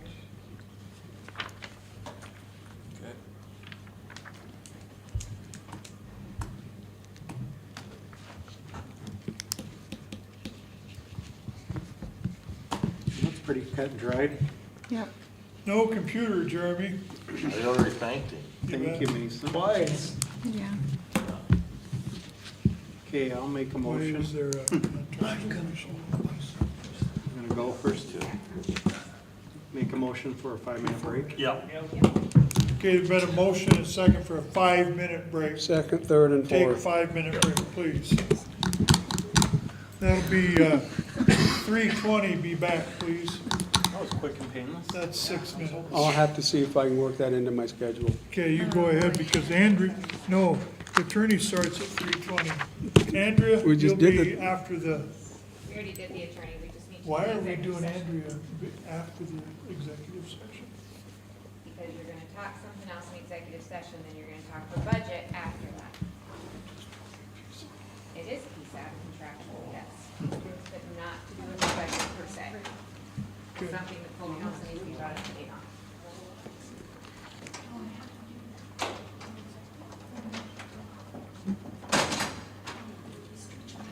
Yes.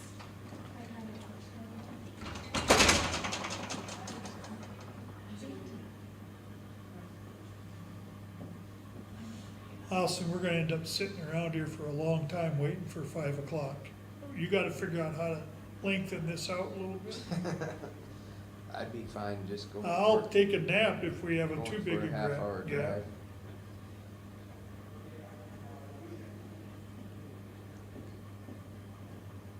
Be careful, Brad. I have a feeling I'll spark some discussion. I'm sorry, I said, be careful. I have a feeling I'll spark some discussion. you go right ahead. Yeah.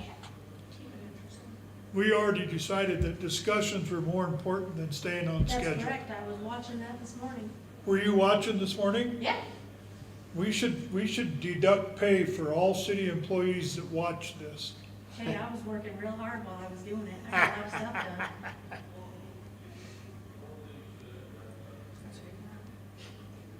You weren't at work.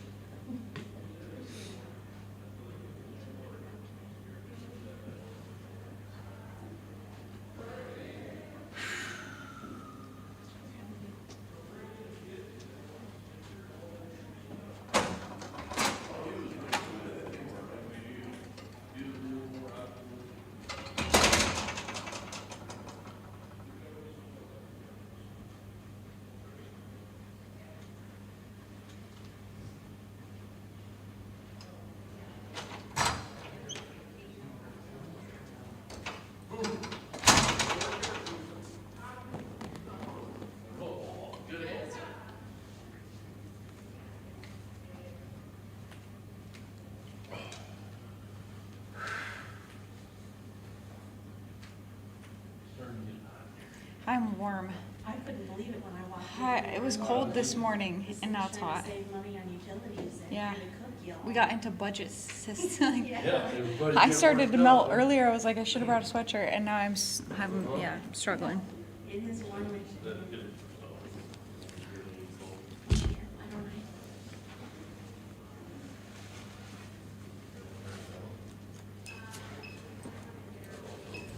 It's set at 75. I feel like I did turn it up a degree or That's two. awesome. Am I allowed to hand all this out? Are you warm, Mitch? I am. Turn it down a couple I'm degrees. melting. Felicia told you to get it cold? Yeah, She was I'm getting hot, so so- hot.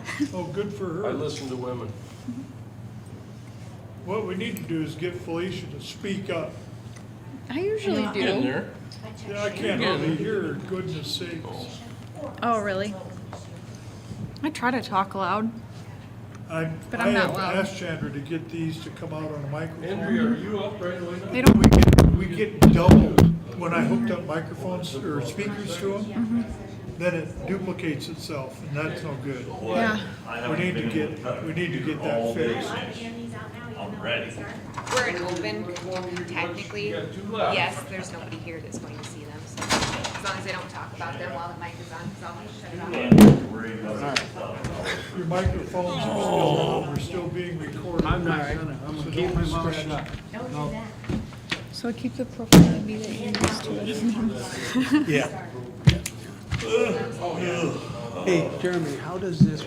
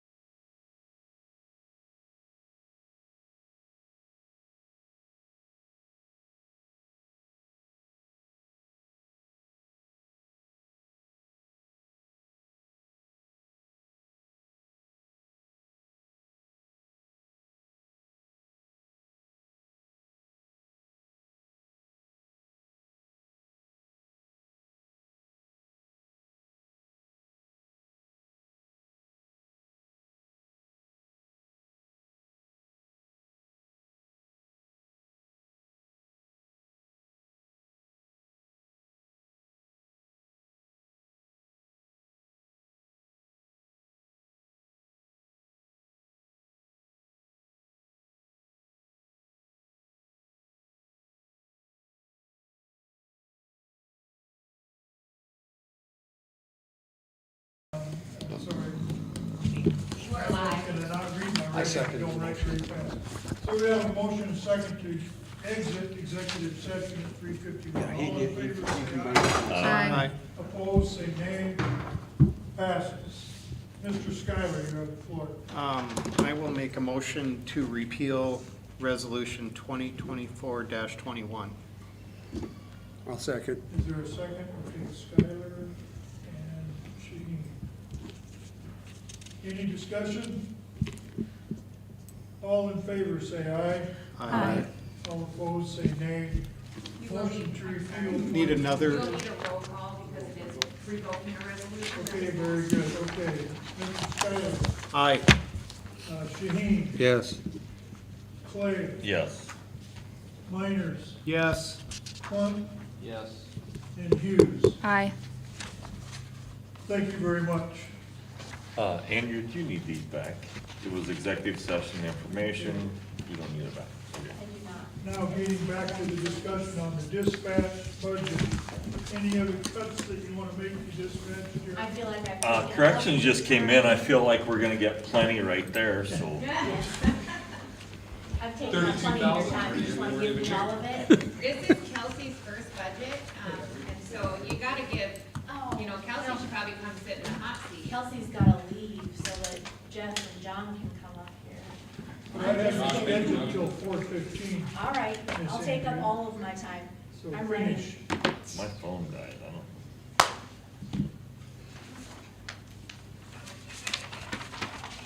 You want to explain the salary so that everybody, Yeah, sorry, every- let me start with salary. yeah, everybody I'll get your understands. reply again. Nope, thank you, Nathan. Let me gather my bearings here for a minute. 14% Communications. overtime rules. Dispatch. She currently, so just so you guys are aware, she currently has 2 open full-time positions, we're still budgeting for those, and 2 open part-time positions, still budgeting for those. She's not asking for any new employees, she is asking for 4 potential employees to get 3 bumps each. What that means is 2 of those open positions would be going to get certified. When you get certified, you get 3 bumps. And 2 current employees can also get those certifications. Whether it happens this year or next year, it all depends on when the state has the ability to get us in. The other thing that hits it hard is overtime rules. We have changed to follow federal statutes when it comes down to our overtime rules. PSAP does not fall underneath 80 hours in a 2-week period.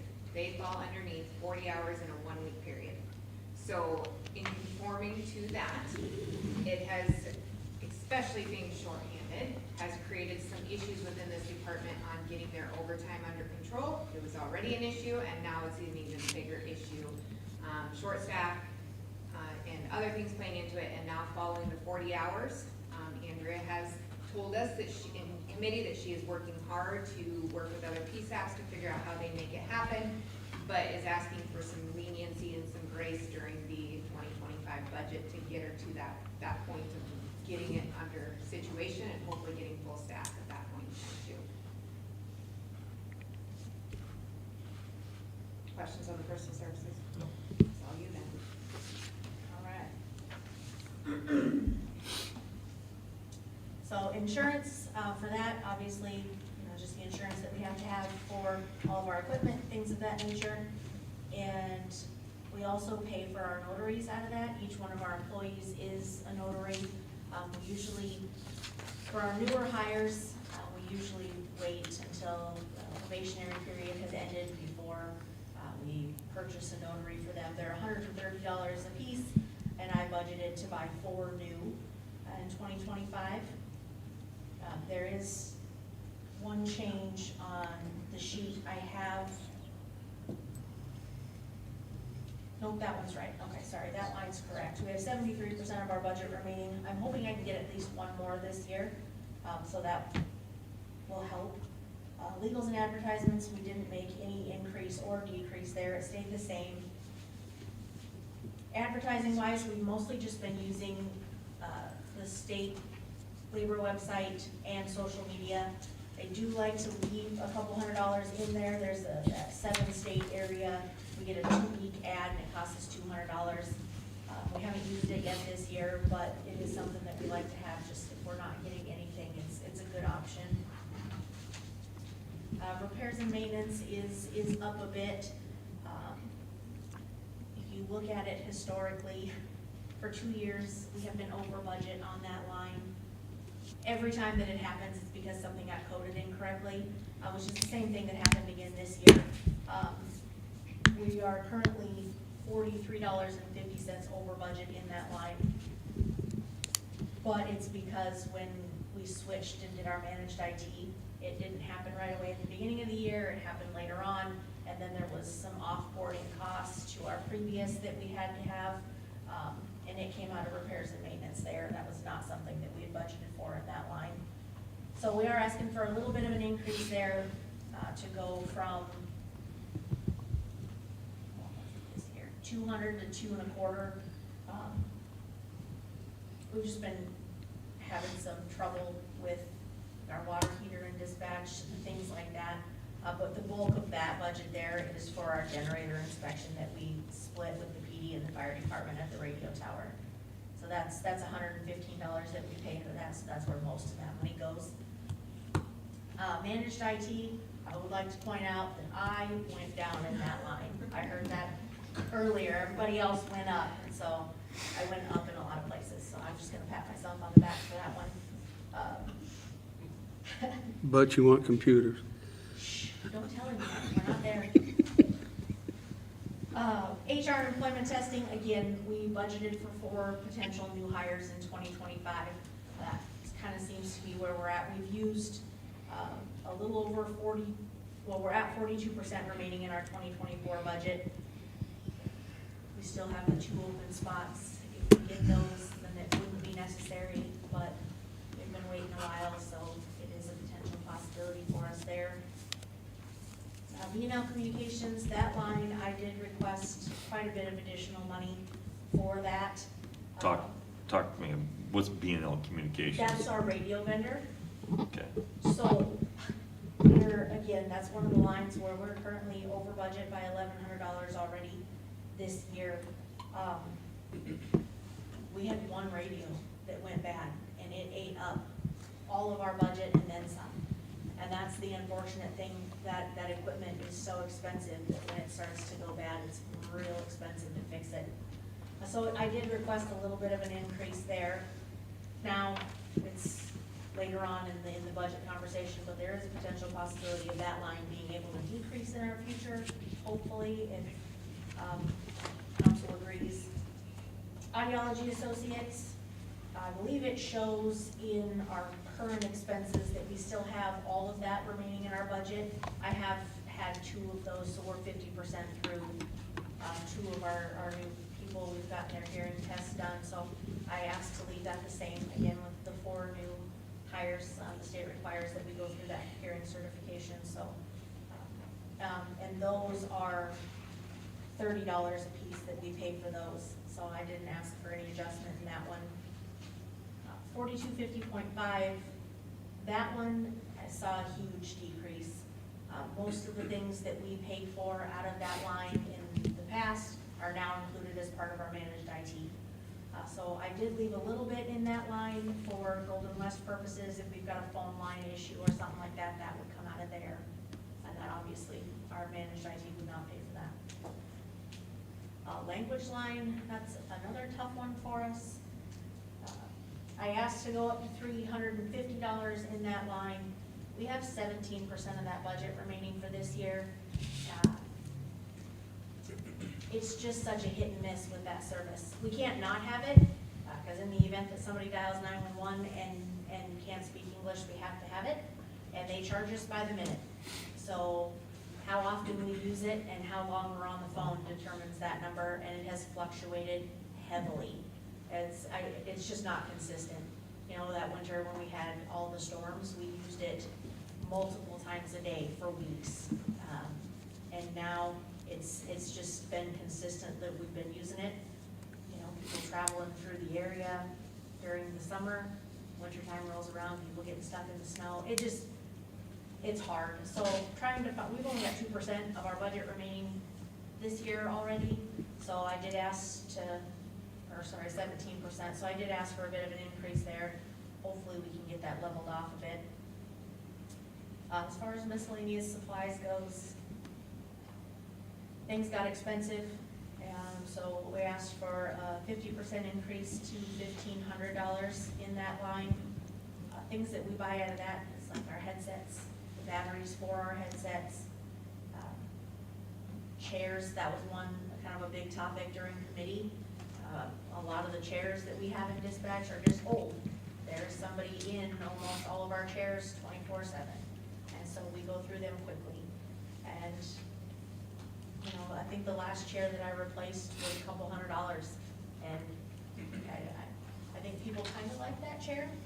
So, but it's just, you know, different body types, tall people, short people, all the things. So we've got all different kinds of chairs in there, and to get a good quality chair, it costs the money. $1,500, is that what we said?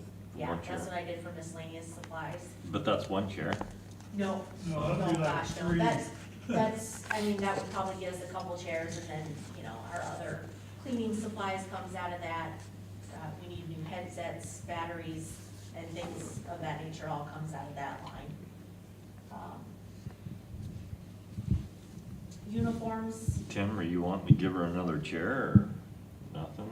You're giving money away like crazy earlier. well, technically, I mean, I'll take more money, Tim, but technically I did have that one at 1,300, and when we talked about chairs and the cost of chairs, we did put a couple extra $100 in that line during. For $1 million budget, you don't have a lot of moving parts in here. It's all wages, we know that. Yeah.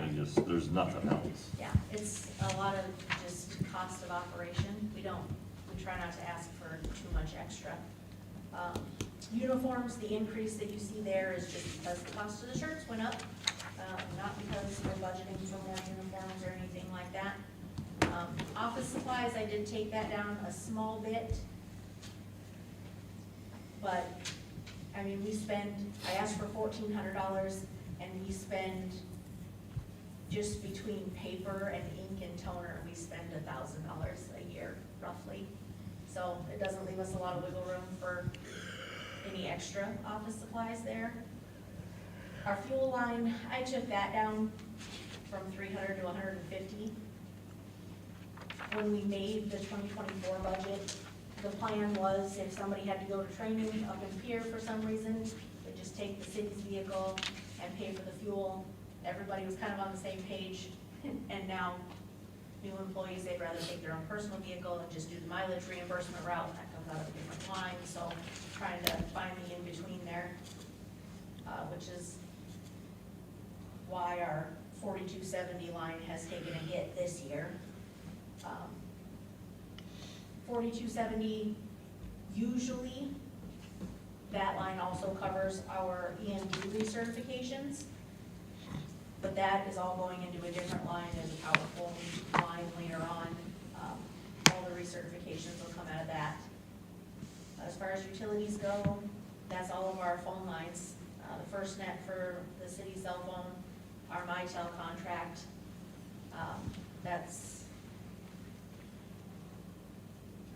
the phones in the building that aren't attached to the 911 system. And then we pay Kennebec Telephone and Golden West Telephone. That has to do with our lines coming from our other counties into the PSAP. Some of those, Golden West is a hard one because it fluctuates so much just because of our long distance calling. It's hard to know. So I did increase that a little bit, just kind of based on what we're seeing this year. Not a whole lot, but a little.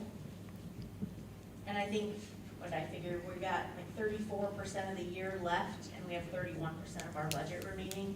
So with a little bit of increase, hopefully it should be okay in 2025. We're gonna skip the next line and move on to, I'm just kidding, 4340 equipment. I am asking for 4 Whoa. computers. Whoa, whoa, whoa, whoa. 4 of them. So years ago, we decided it would be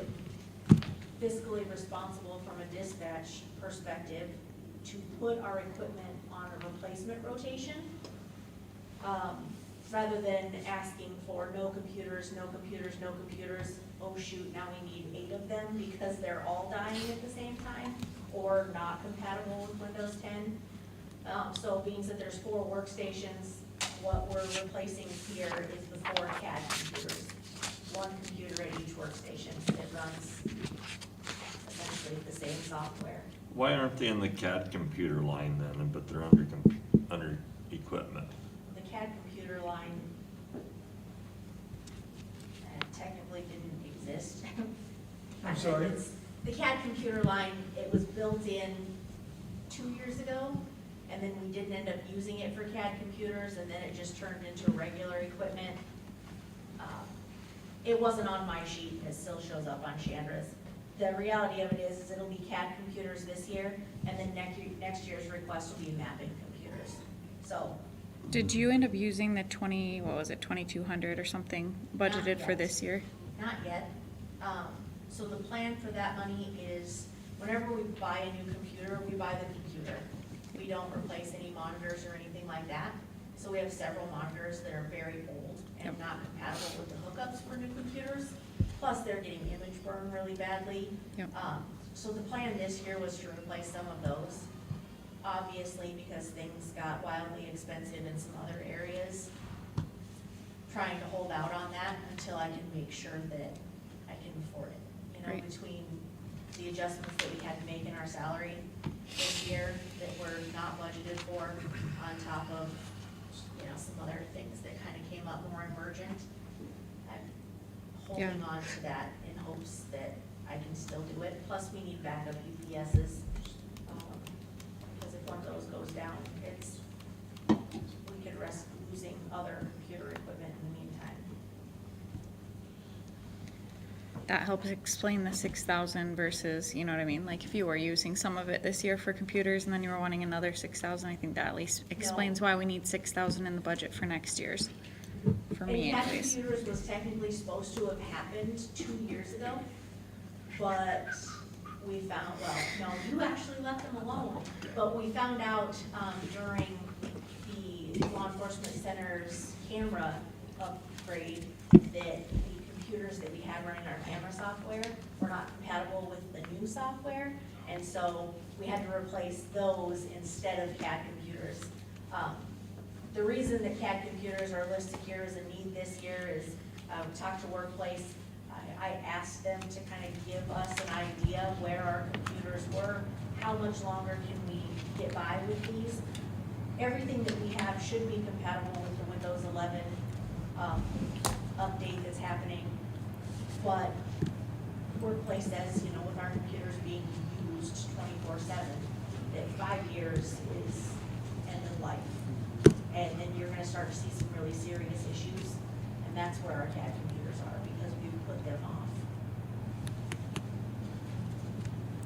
Somebody started the conversation with Workplace and said, hey, talk to everybody about needing computers in Windows 11, because it's been a consistent story all day.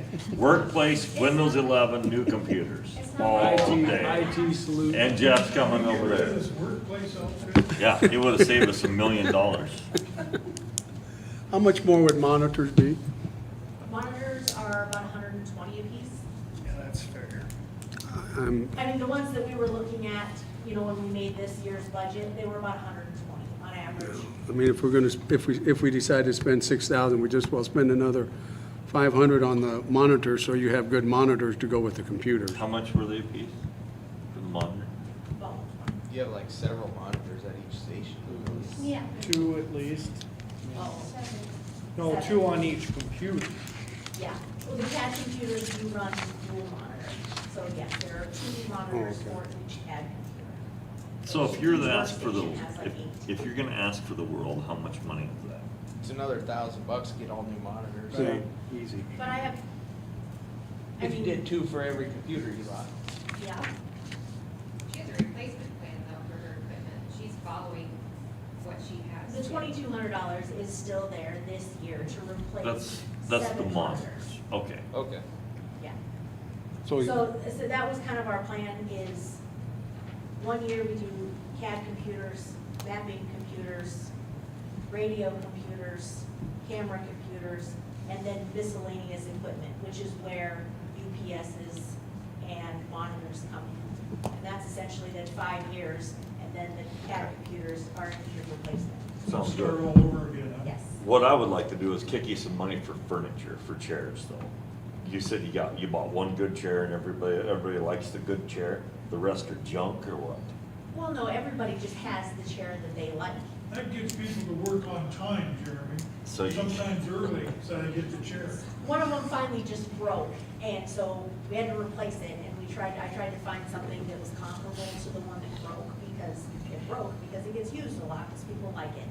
And so, yeah, I mean, it's been a battle for years trying to find, like I said, all the different body types, short people, tall people.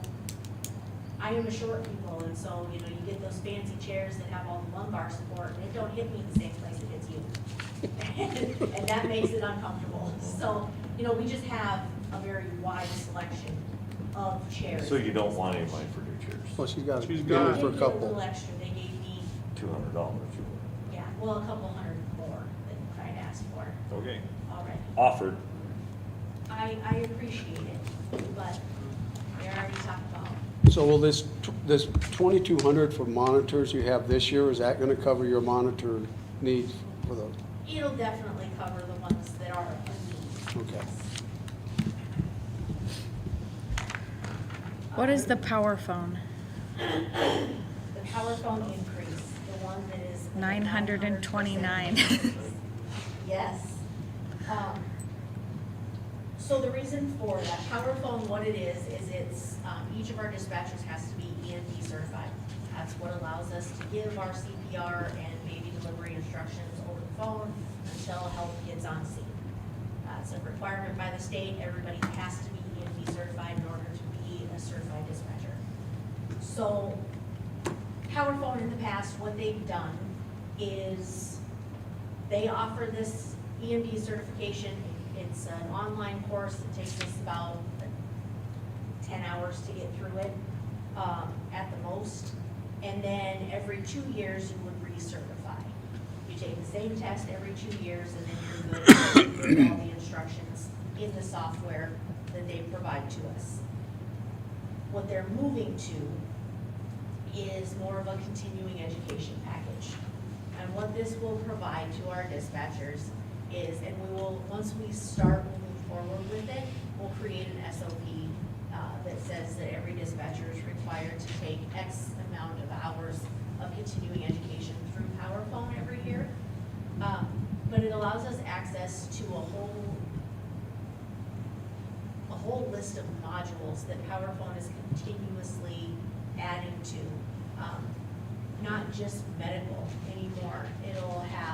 There's gonna be a big one about electric vehicles and fire response. There will be domestic violence, suicidal callers, and it's different trainings and stuff, and it's all right there on the computer online. And that is included for all of our employees in this one package. So, I kind of came and asked last budget season for the additional money to go into this continuing education package with PowerPhone. It's an investment in our staff. It's training them to be better, to continue to provide the best service that we can for not just our taxpayers, but the counties that we provide services for. I think it's gonna be a really great thing once we start diving into it and getting that additional training for our people. So it is a big hike, I understand that. Unfortunately, I found out after last year's budget season that they're no longer offering what they call the seat-based licensing, so they're not doing the recertifications every 2 years. In order for us to stay with PowerPhone, it is site license training. Clear enough. Central Square. That's our 911 mapping software.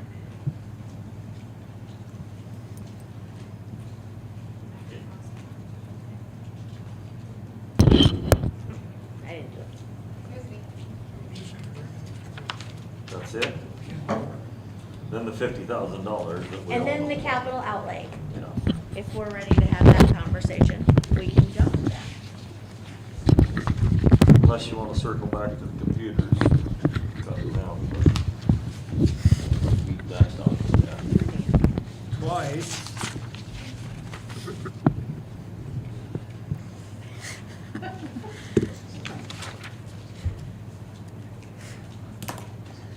So, capital outlay, we are requesting $50,000 be placed into a capital outlay for potential state radio wireline connection project in 2025. So much like Mark alluded to during his budget discussion, we have radio trouble. And the majority of our trouble comes from the fact that we have an obscene amount of antenna on top of our building that are trying to make radio connection all the way from Winter, South Dakota to northern Hockin County. It's a long distance to reach, and the additional antenna that we have up there create a lot of interference. It creates a safety concern for our responders. It's been an issue for years, and we've gone to B&L, who's our radio vendor. We've contacted state radio, and all the time we're told that the only solution to this problem is a wireline connection to the state radio system. It's a $500,000 project, and it was not something that we could afford. It just wasn't. There was no way. And so we continued to limp along with moving around the antenna and making different minor changes to try to resolve as much as we could the issues with our radios. As we know, the state is going to start getting some additional funding now with the increase in surcharge money. And the 911 coordinator wants to put that money back into the PSAPs. And so he is currently working with one PSAP, and we are a high priority on state radio's list. He reached out to state radio in the beginning and said, I want to make this wireline connection for our regional PSAPs. Excuse me. Who are we gonna go see first? And they said Winter. Winter has to be your priority. They have the most issues because of the coverage area that we have. So we started doing some checking around, and turned out another PSAP had already had some money budgeted for a radio project. They were next on the list. He's like, okay, well, don't waste that money on this other project. Let's move forward with this. But he still came to us and said, this is something that we want to make happen for you. He was present at a meeting to kind of go over. The state cannot make us a guarantee at this point that this project is going to for sure be a thing. You know, you just never know. It's got to get okayed by the 911 coordination board to make this investment in our PSAP. Motorola did come down and they're putting together a quote for what it's going to cost. But it's looking like it'd be about $650,000 to make this connection happen. And so, he said that it looks good to the coordination board if the city is willing to also make the investment into their PSAP to make this connection happen. He did not give me a number. I came up with 10% at that point in time, because we were always told it was about a $500,000 project. So 10% was the number that I came up with, 50,000. Jason has just kind of said that as long as, if the city's willing to make the investment, the state wants to also. The caveat to the whole thing is that they're probably gonna require us to stay in the 911 business for Long some term. time. Long term. Okay. The state's not So- going to make a $600,000 investment into this PSAP if it's going to be for 2 years. But the reality of it is a lot of conversation happened during legislative session when they were trying to make this surcharge increase. There are a lot of people around that are trying to push for consolidation. Ooh, excuse me. Bless you. Whoa. if we want to make ourselves a viable candidate when those consolidation conversations start happening, this wireline connection has to be a thing. There's no way that we will convince counties to utilize our PSAP services if we cannot make radio contact with them X number of miles away. Whereas this other PSAP has this quality connection. And it's just, it's safer for their responders, ultimately. So originally, I came and asked for that in our equipment line. There was back and forth conversation. Yeah, it's your fault, Chandra. Blame her for everything. But there was back and forth about what happens if the state says 2025 is not the year for you, and then Andrea decides, oh, well, look at all the new computers I can get for $50,000. And I was willing to go on the record and say that's not my intent. If the $50,000 sits there, I will not touch it unless it's for that project. So this was essentially The fail-safe. how we made that happen. Capital outlay. Capital outlay. Is if the radio project does not happen, that money does not get spent.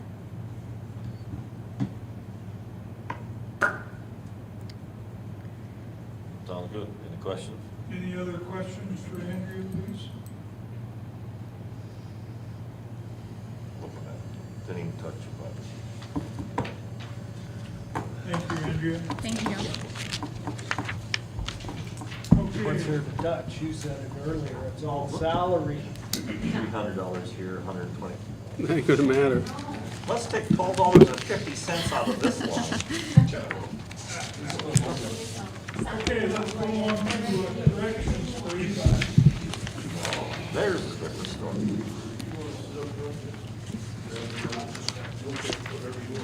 Cash Exciting cow, news. and you're worried about it. You know, Before you even got here, they already cut $46,242 from the budget. Hey, Hatchet, no more blood, see? So that's the difference, with taking that three-quarters of that administrative assistant out.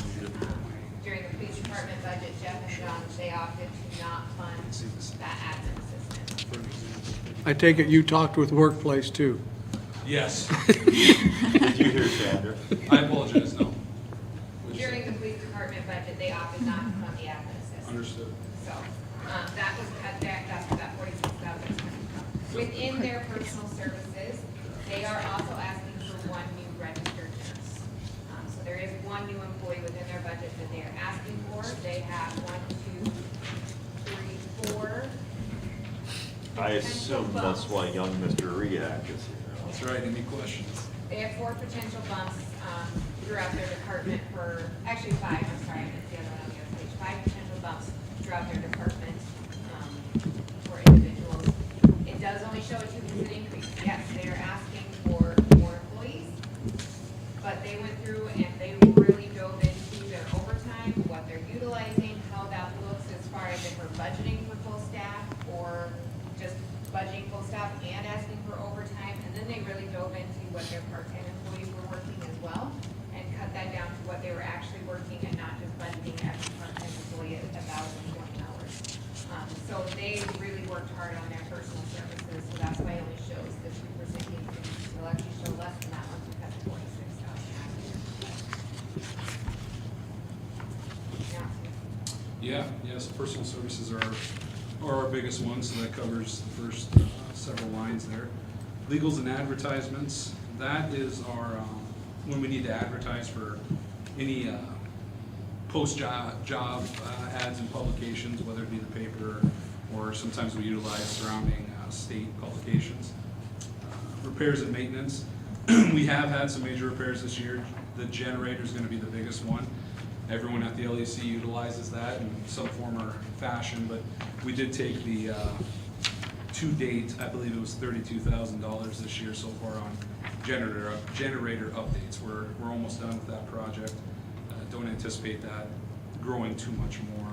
Is the new police station on that generator? It is not, but one thing we did when their personnel moved over, we put a computer in the existing office that they used to occupy, so that if there was a power outage or some event, they would be able to come over and assume an operational space in the old PD location, just for that continuity of the job that they have to do.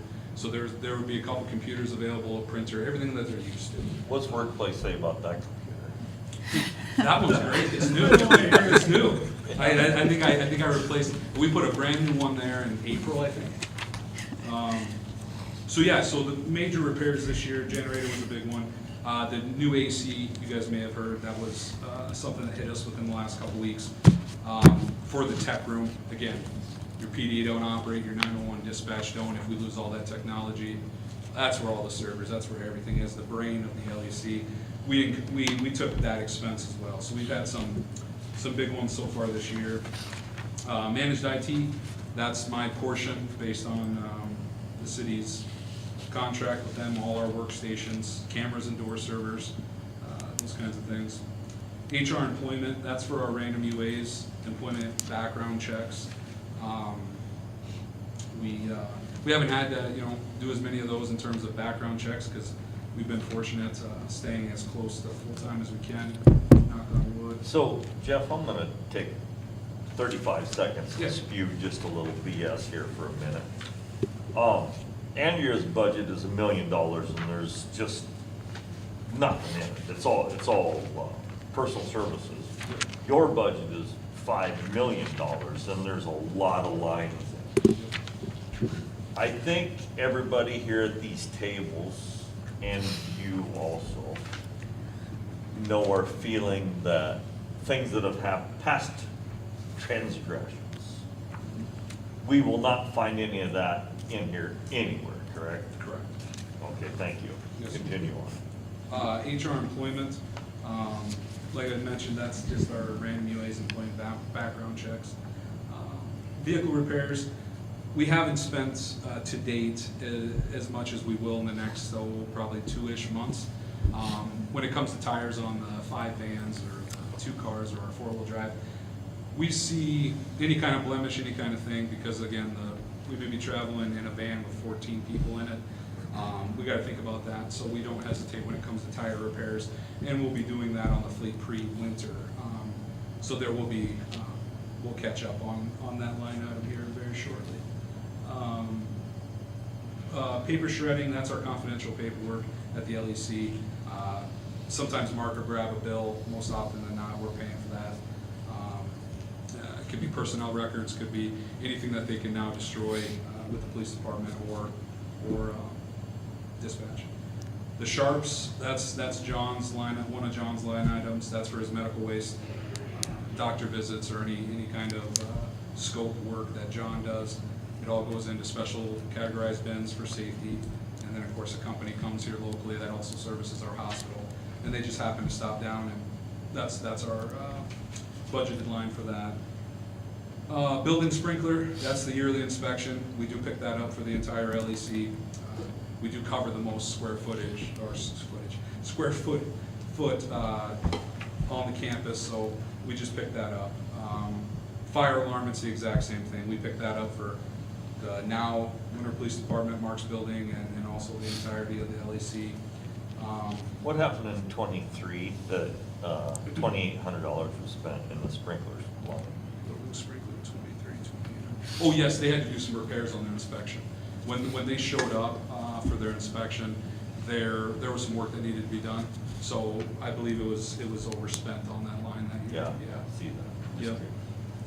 And this year we didn't have any, luckily. We do have, and that fire alarm inspection, that is on a service agreement. The city entered, I believe it was in '23. And I can see what our budgeted line will be through '27. So that's where I came up with that. Oh, it has an inflation guard built into it, That's don't right. it? Yeah, we asked for. 2,100, 4,500, Yep. 5,000. Yeah, maybe $600-700 a year is what I when I started looking at 26 and 27. But that's all right there for us. Pest control and Apera, keeping that as the same. Generator maintenance, not gonna fund that line, but we just wanna keep track of future dollars so you guys can see. It's an old generator, but in terms of hours on the engine, it's not an old generator. I think that thing has a lot of life left in it, especially with the upgrades we've done. The technology basically just needed to be upgraded. It was just that old. Uniforms, it may look like we're trending much, much ahead, but it's just because we do our largest purchase right away in the beginning of the year. We get everyone's sizes on polos, as John's, you see John wearing there. So I'm comfortable with that number there. I don't think it needs to increase or medical, that's gonna be the CPR training supplies. John can speak to that if you'd like, John, but basically what John's trying to do is expand the amount of people he can have in his class. And so what that's enabled John to do is purchase 4 adult, child, and AEDs. Quick question. Yeah. So you have 2 medical lines listed. Supply. and I equipment. forgot the second one is, Yep. yeah. Supply and equipment.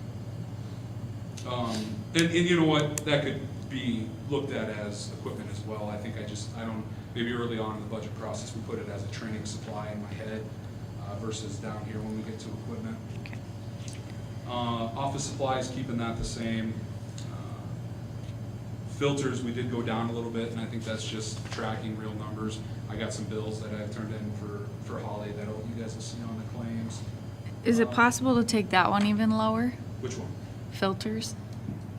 The only reason I ask is because you only spent 3,200 or something the 1 year. That's right. That was like the And I most. believe in '24, we had 5,000 budgeted, so I did go down another 1,000. We're at 1,100 to date, but that isn't what's been turned in, I don't think, to claims yet to go to your guys' next meeting. We did spend, I think, around $1,000 on filters. The only fear I would have with going down on that is we currently don't have a maintenance position filled. John has been given a tutorial, the roof and the filters, through myself and him and another lieutenant. We'll be changing it, but when I did speak to the local vendor, he said that was #1 if you want to keep things running. And I know you guys haven't been up there, but how many AC units we actually have? He said the #1 thing is going to be changing our filters. That's fine. Are you on a 3-month change? Yes. Yes. Yes. Yeah. Yep. And we're gonna have them come and blow everything out in the spring, hose everything out for us. That was filters. The ammo, that's just for our certified officers on duty. We try to give them rounds to practice quarterly, so they can shoot. And then, of course, yearly qualifications.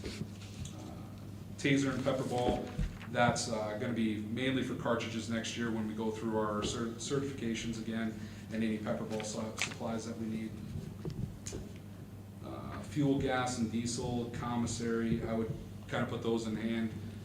Shanger and I sat down and we were looking at what we were spending this year, and year to year it's tough, because if the money's in the jail, we're gonna have a higher expense in the commissary. That's why you guys do see the increase there. The food and kitchen supplies you guys will see is down, even though the contract amendment that you guys signed in June, I did have that reflected in this budget. I think this is just a continuation of what the city did a year ago in terms of going through the bid process from one company to another. We're just seeing that play out even another fiscal year. I do have this at an ADP of 160 in terms of inmates, with a little room if we have to purchase any equipment that fails. This year we had to purchase a freezer that went down. And I do have it at the $1.85. That's the threshold for the meal, at an ADP of 160. And then still have some wiggle room if we have any equipment failure in the kitchen or supplies that the kitchen needs. Travel, conference, and school, that's gonna be our yearly conference that we attend. And then any training that our certified corrections officers, LEO certified, that we can send them to. Prisoner care, cost of things going up is why that line item increased. That in past budget seasons, that's been a question of what that all entails. So that's inmate uniform, hygiene starter kits, bedding, over-the-counter meds, supplies. Then you get into your toiletries, your toilet paper, cleaning supplies, trash bags, laundry soap, bleach, all the things that it takes to take care of our population. Capital improvements, that's gonna be 2 toilet installs in the original holding cells 1 and 2 from not the most recent expansion, but the one before that, where we've actually been able to purchase both of those this year. The install to it, I don't think quotes were gathered, or we didn't quite know how expensive that was going to be. They have to change the venting and a modification to the existing sewer in the vent, because what we're gaining is a sink, a basin, that the previous toilets don't have, so. John, I can't pronounce what your medical equipment is. You wanna tell them what that is? And ophthalmoscope slash otoscope, so basically that is for the ears and eyes. Essentially why that is needed is when the clinic comes down to provide their services, that is one of the things that is commonly used. They don't always have it when they come down, so in turn, we have to schedule an appointment up at the clinic, which means we have an inmate leaving the jail, which we don't love, safety and security reasons. That is the main reason why we need it. Also, it can prevent a visit because I can use it myself to determine if a visit's even warranted, which could then save that slot for somebody else or allow us to do whatever's needed at the jail. So that's what that is. Yeah, critical response, that's a new line item. I think we had it titled before as like, we bought holsters one year, but I just wanted a different item in terms of, and each year I can speak to what we're gonna buy, but that's safety equipment for the staff officers responding to critical responses, circumstances in the jail. This coming year, it's gonna be for protective equipment, that when a situation gets volatile, it's going to protect our I got officers. this next one. Workplace says you need to get new computers. 4 computers, yes, sir, yes, sir. They gave us a list, a comprehensive list of all the computers that are gonna be soon to be out of date. We did replace several this year as well. But you're not getting new monitors, or you're just new computers for $1,500 a piece. That's right, I do believe. Gathered Yeah. through the day. Hey, next year, I'm, based on their information, I'll only be asking for half that, okay? That's my promise for 26 budget. The restraints, we've been going about every other year, adding to our inventory, replacing, inmates are hard on the handcuffs you put them in sometimes. Sometimes when we switch out with other agencies, we don't always get the best in return, but when you're out and about, you're not taking iron off when you're interchanging and stuff like that. So it's a safety thing, but spend a little bit on that. The printer this year, that's for the old, what we refer to as the bullpen. It's the old control area back in the jail. It's where the majority of our population is. That has been incentivized as an area. We got computers, we have cameras, we have everything over there for staff to spend their time if they have to read or write a report. We want them over there versus over in the staff office. That printer, fax, or copier would enable us to add another piece over there that would help them tremendously. Omnigo, that's my share of the jail management software. That's your booking, medical, billing, all encompassing everything that we put in the data when we book someone in or release them. The IDEMIA, that's our APHIS fingerprint machine in booking. There's a yearly service agreement that gets put in front of council to approve for the mayor to sign every year. That's gonna be $2,700 next year. The additional $2,000 is for a printer that has reached its end of life that they'll no longer support if there are any issues with it. So that's why it's $4,700 this year. And then, what else? I did have a question out of committee.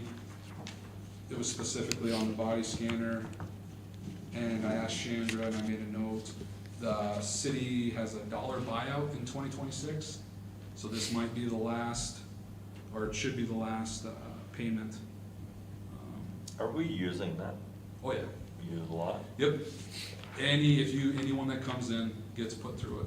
And Are we catching stuff coming in? fortunately, there haven't been that many instances of actually kept, but it's a heck of a deterrent if it's there. Yeah, they utilize it, everyone goes through it. No one comes in without going through it. And that, of course, whatever. Eventually, to get to general housing, you're gonna have to go through it. Mhm. Otherwise, you'll be restricted. Stuck down in holding. Yep. So, yeah, I don't, principal, or, yeah, I'm trying to think of the other line items here. The bond payment is what it is. The lease payment will be done. Anything else, Chandra, that operating transfers out, anybody want to talk about? 820,000.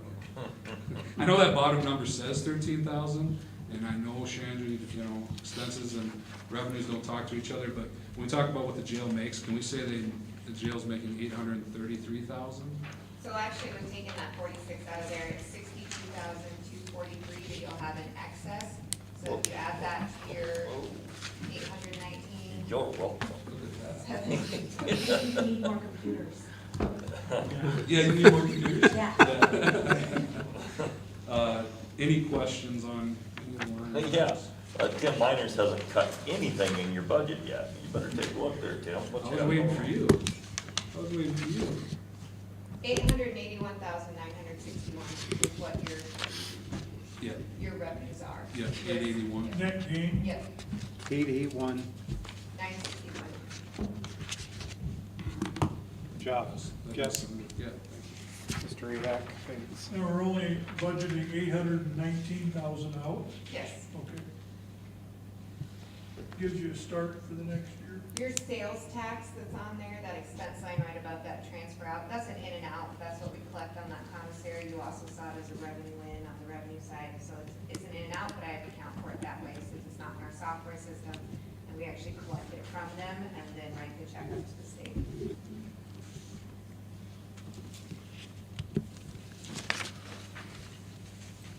That next page, again, is just an in and out of the WP trust, so it's your inmate money that we have no control over, it is strictly inmate money coming out until they purchase something from us and then. $3,000 for your printers in the old control room? Yep. That seems expensive. Were they, that's the quote I was given. I did get a quote. it's printer? No, we're asking if we wanted to be able to fax, scan, and print, yes. We're asking. Mine cost $130 in the last 3 years. I will say, we do have one over there that's much This is a smaller. real one, Councilman Clay. That Mine prints, scans, and Yeah, faxes but too. this is a real one. We're paying a lot in ink right now. Yeah. Is I think this a when we lease talked or a about it in purchase? committee, didn't we decide it was more cost effective to go the bigger, bolder version, cause it'll last longer and do more for us? Yeah. And then the game where we get the officer presence, I can't speak Right. to that enough. They're not back in the office Correct. typing up their That's reports, right. that way they still could Yep. respond if need be. Yeah, that's where the majority of the population is. That's where we want our line staff to be, leadership to be, just monitoring, keeping an eye on everything. So, yeah, good point. Corrections committee, you guys. What is there left here that you thought, Nothing. yeah, we could cut that, I don't know. I'm not We gonna cut it lie. hard already. When we came into our committee, I gave him props for, I felt like he came, I mean, I don't know, from my perspective, being new to council, I felt like he came at it with a very reasonable assessment. I think we picked it apart pretty well in our, I mean, we went line by line a few times over this. And I also was like, make it snappy and give me like the quick and dirty, so I probably was, I mean, I don't know. I'd be curious what your guys' thoughts are, but I thought he landed in a pretty good I've always spot. said that, if they can bring us single digits, and this is 3%, I mean, I think that's a pretty good job, Jeff, and you can Yeah. manage it, and we talk about CPI so much, and it's at 3.4, and you're under what CPI is, I think you've, leveraged it pretty well, if you can keep it in that. I would guess one of these first years you're gonna be needing some vehicles. Yeah, so and I appreciate you saying that, we've kind of talked about getting strategic about some of our maybe equipment needs when we do replacements, and that's gonna serve another purpose down the road to show those expenses. This is not a year to do that, and I recognize that. I did a quick estimation on our vans. The average mileage on those 5 vans, 2014 models to 2010, have an average of 121,000 miles. The 2 black cars are 2015, 2017, average on those is 204,000. We do have a 4-wheel drive that's a 2007, that's 98,000 on it. And then our most recent, newest vehicle we got was a Ford Interceptor 2019, and that's got 67,000, that's got a lot of life left in it. But yes, no vehicles this year, we haven't purchased one for a few years now, or a couple at the very least, 19. So, we kind of passed over Rehack's new person. That's Yeah, why get he's it. here. You'd like to talk Sick. about that a little Yes. bit. What's the need? What do you gain? Yep. Because it's gonna be $65,000, I'd assume, or more. I was waiting for you to ask,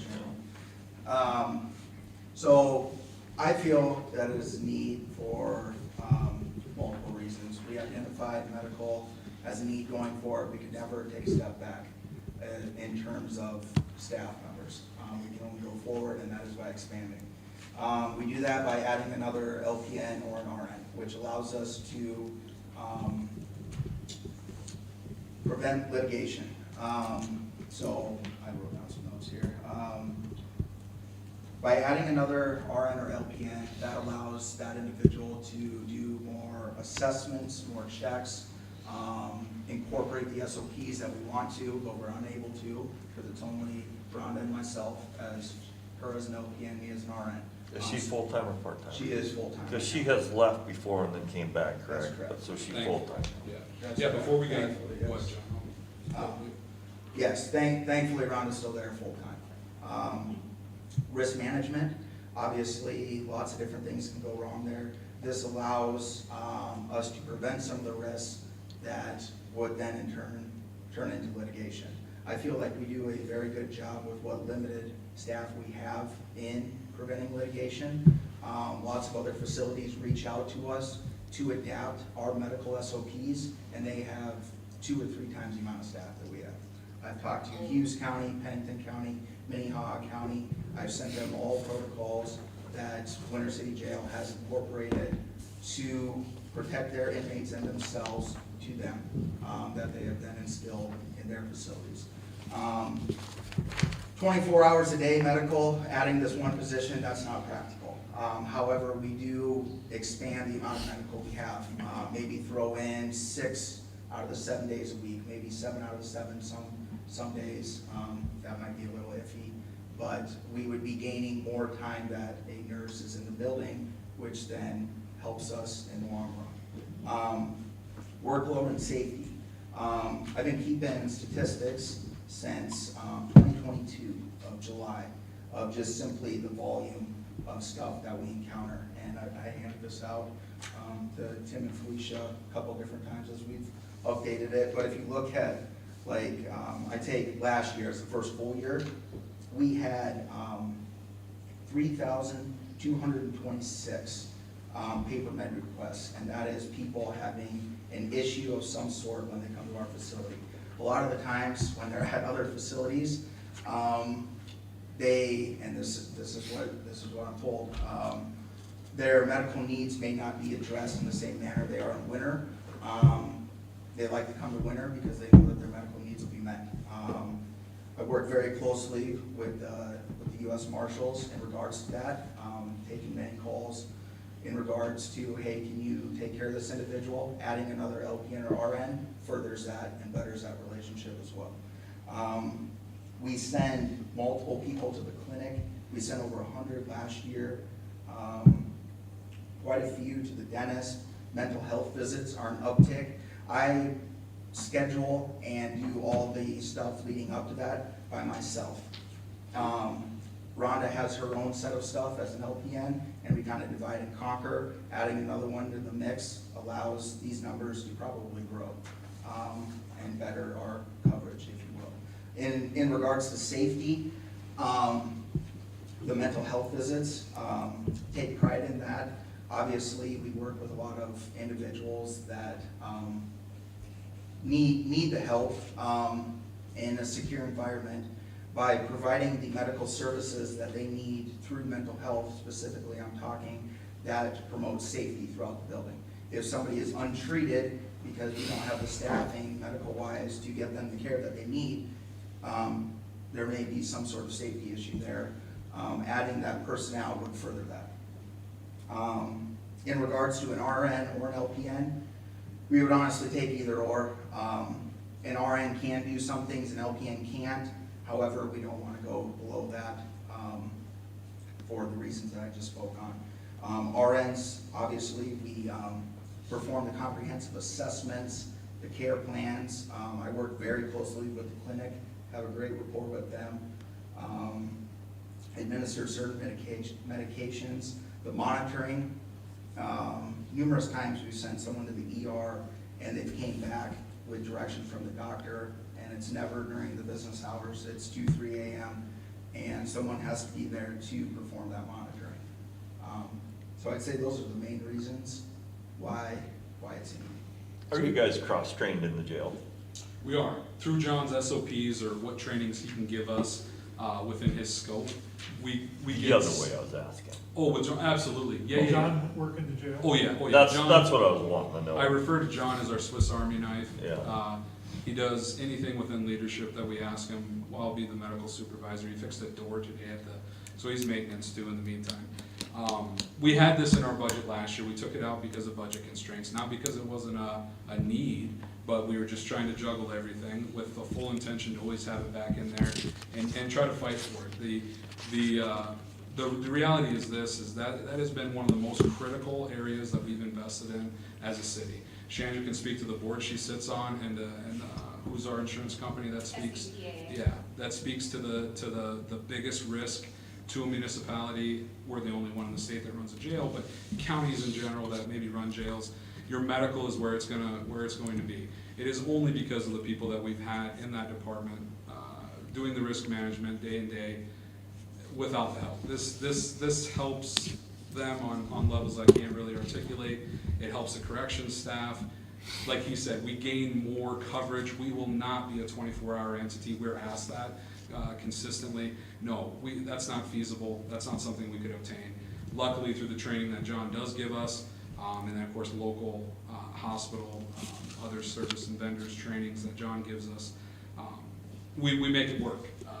But it's an area that needs more personnel. The burnout rate, the overtime, we have people that won't be there, forever. Like you mentioned, Rhonda, she is full-time. She came back to the city of Winter in an absolute time of need. Rhonda used to be a CO, and she was a shift supervisor in the jail, then started focusing in on the solely of the LPN. She retired once. She came back to us part-time. We were so desperate, we had no medical. We luckily, because of circumstances, life circumstances, got John and his family moved back to Winter, and he obviously had that training and schooling, so we're very lucky to have him. I'm sorry, go ahead, Jeff, I'm sorry. No, yeah, I was done. Will this, adding another nurse or LPN or RN, will that garner more favor from the feds of?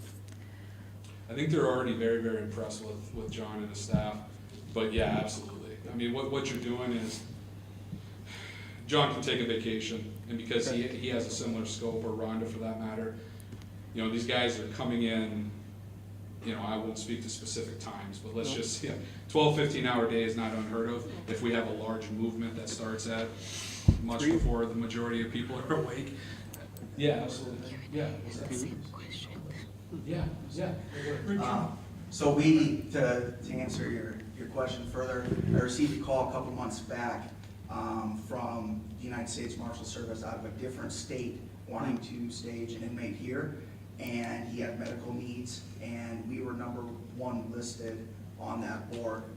Winter City Jail was, so they called us first to see if we could accommodate them. Perfect. So, all right. Do they get charged for medical services or not? Or is that just That's in the fee? That's right. That's part of the And fee? then anything that's encumbered, they have to pay for. Guard hours and Yep, we stuff just like had that. one recently.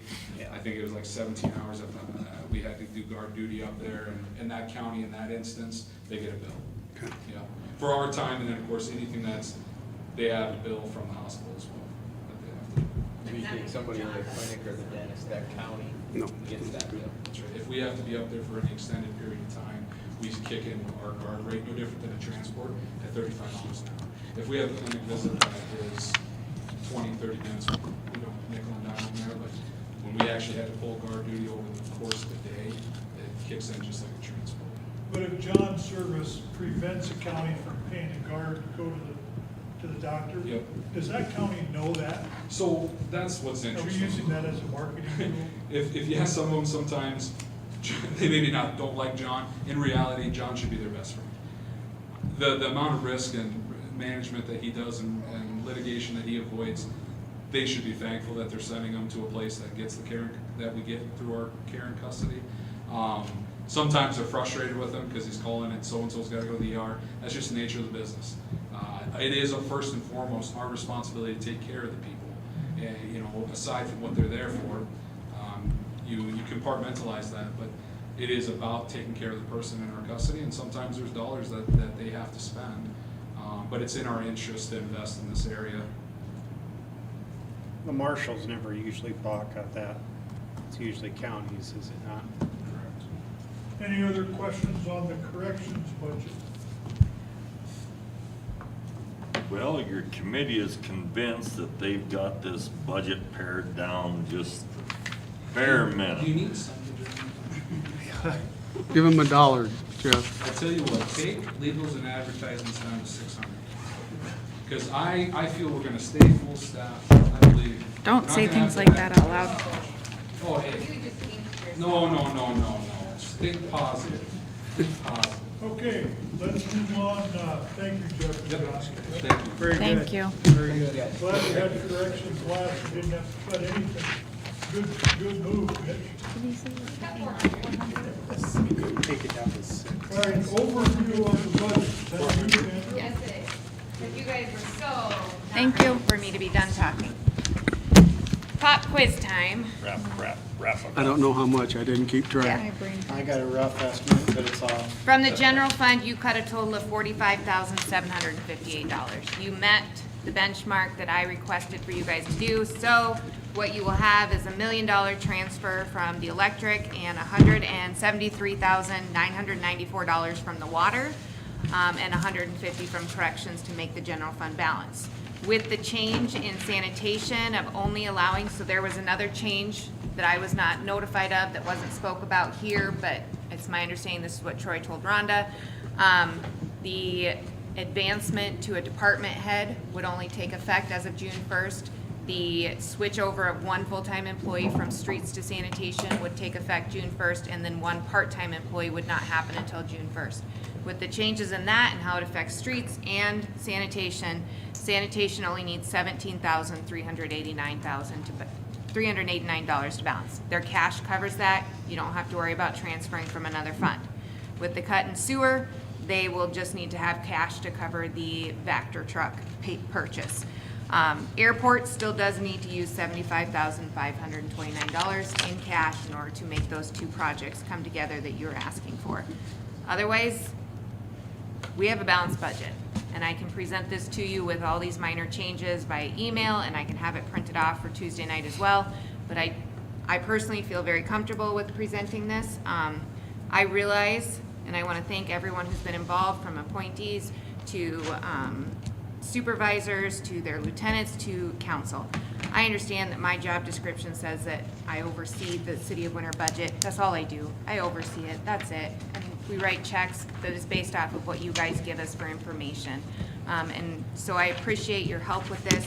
I appreciate how involved everyone has been in this, and today was pretty easy, What was the considering. total we cut today? Okay, so let me just make sure that I understand what happens next. Next Tuesday is Finance Committee, and I would think that Chandra will have all of these typed changes presented to the Finance Committee with one item on the agenda. Make sure it's ready for the first reading of the budget ordinance for 2025 on Tuesday night. The second reading would take place on September 16, which keeps us in compliance with the state law to have our budget finalized by September 30th. Is that correct, Sandra? That is correct. Okay, so we need to do that if we could.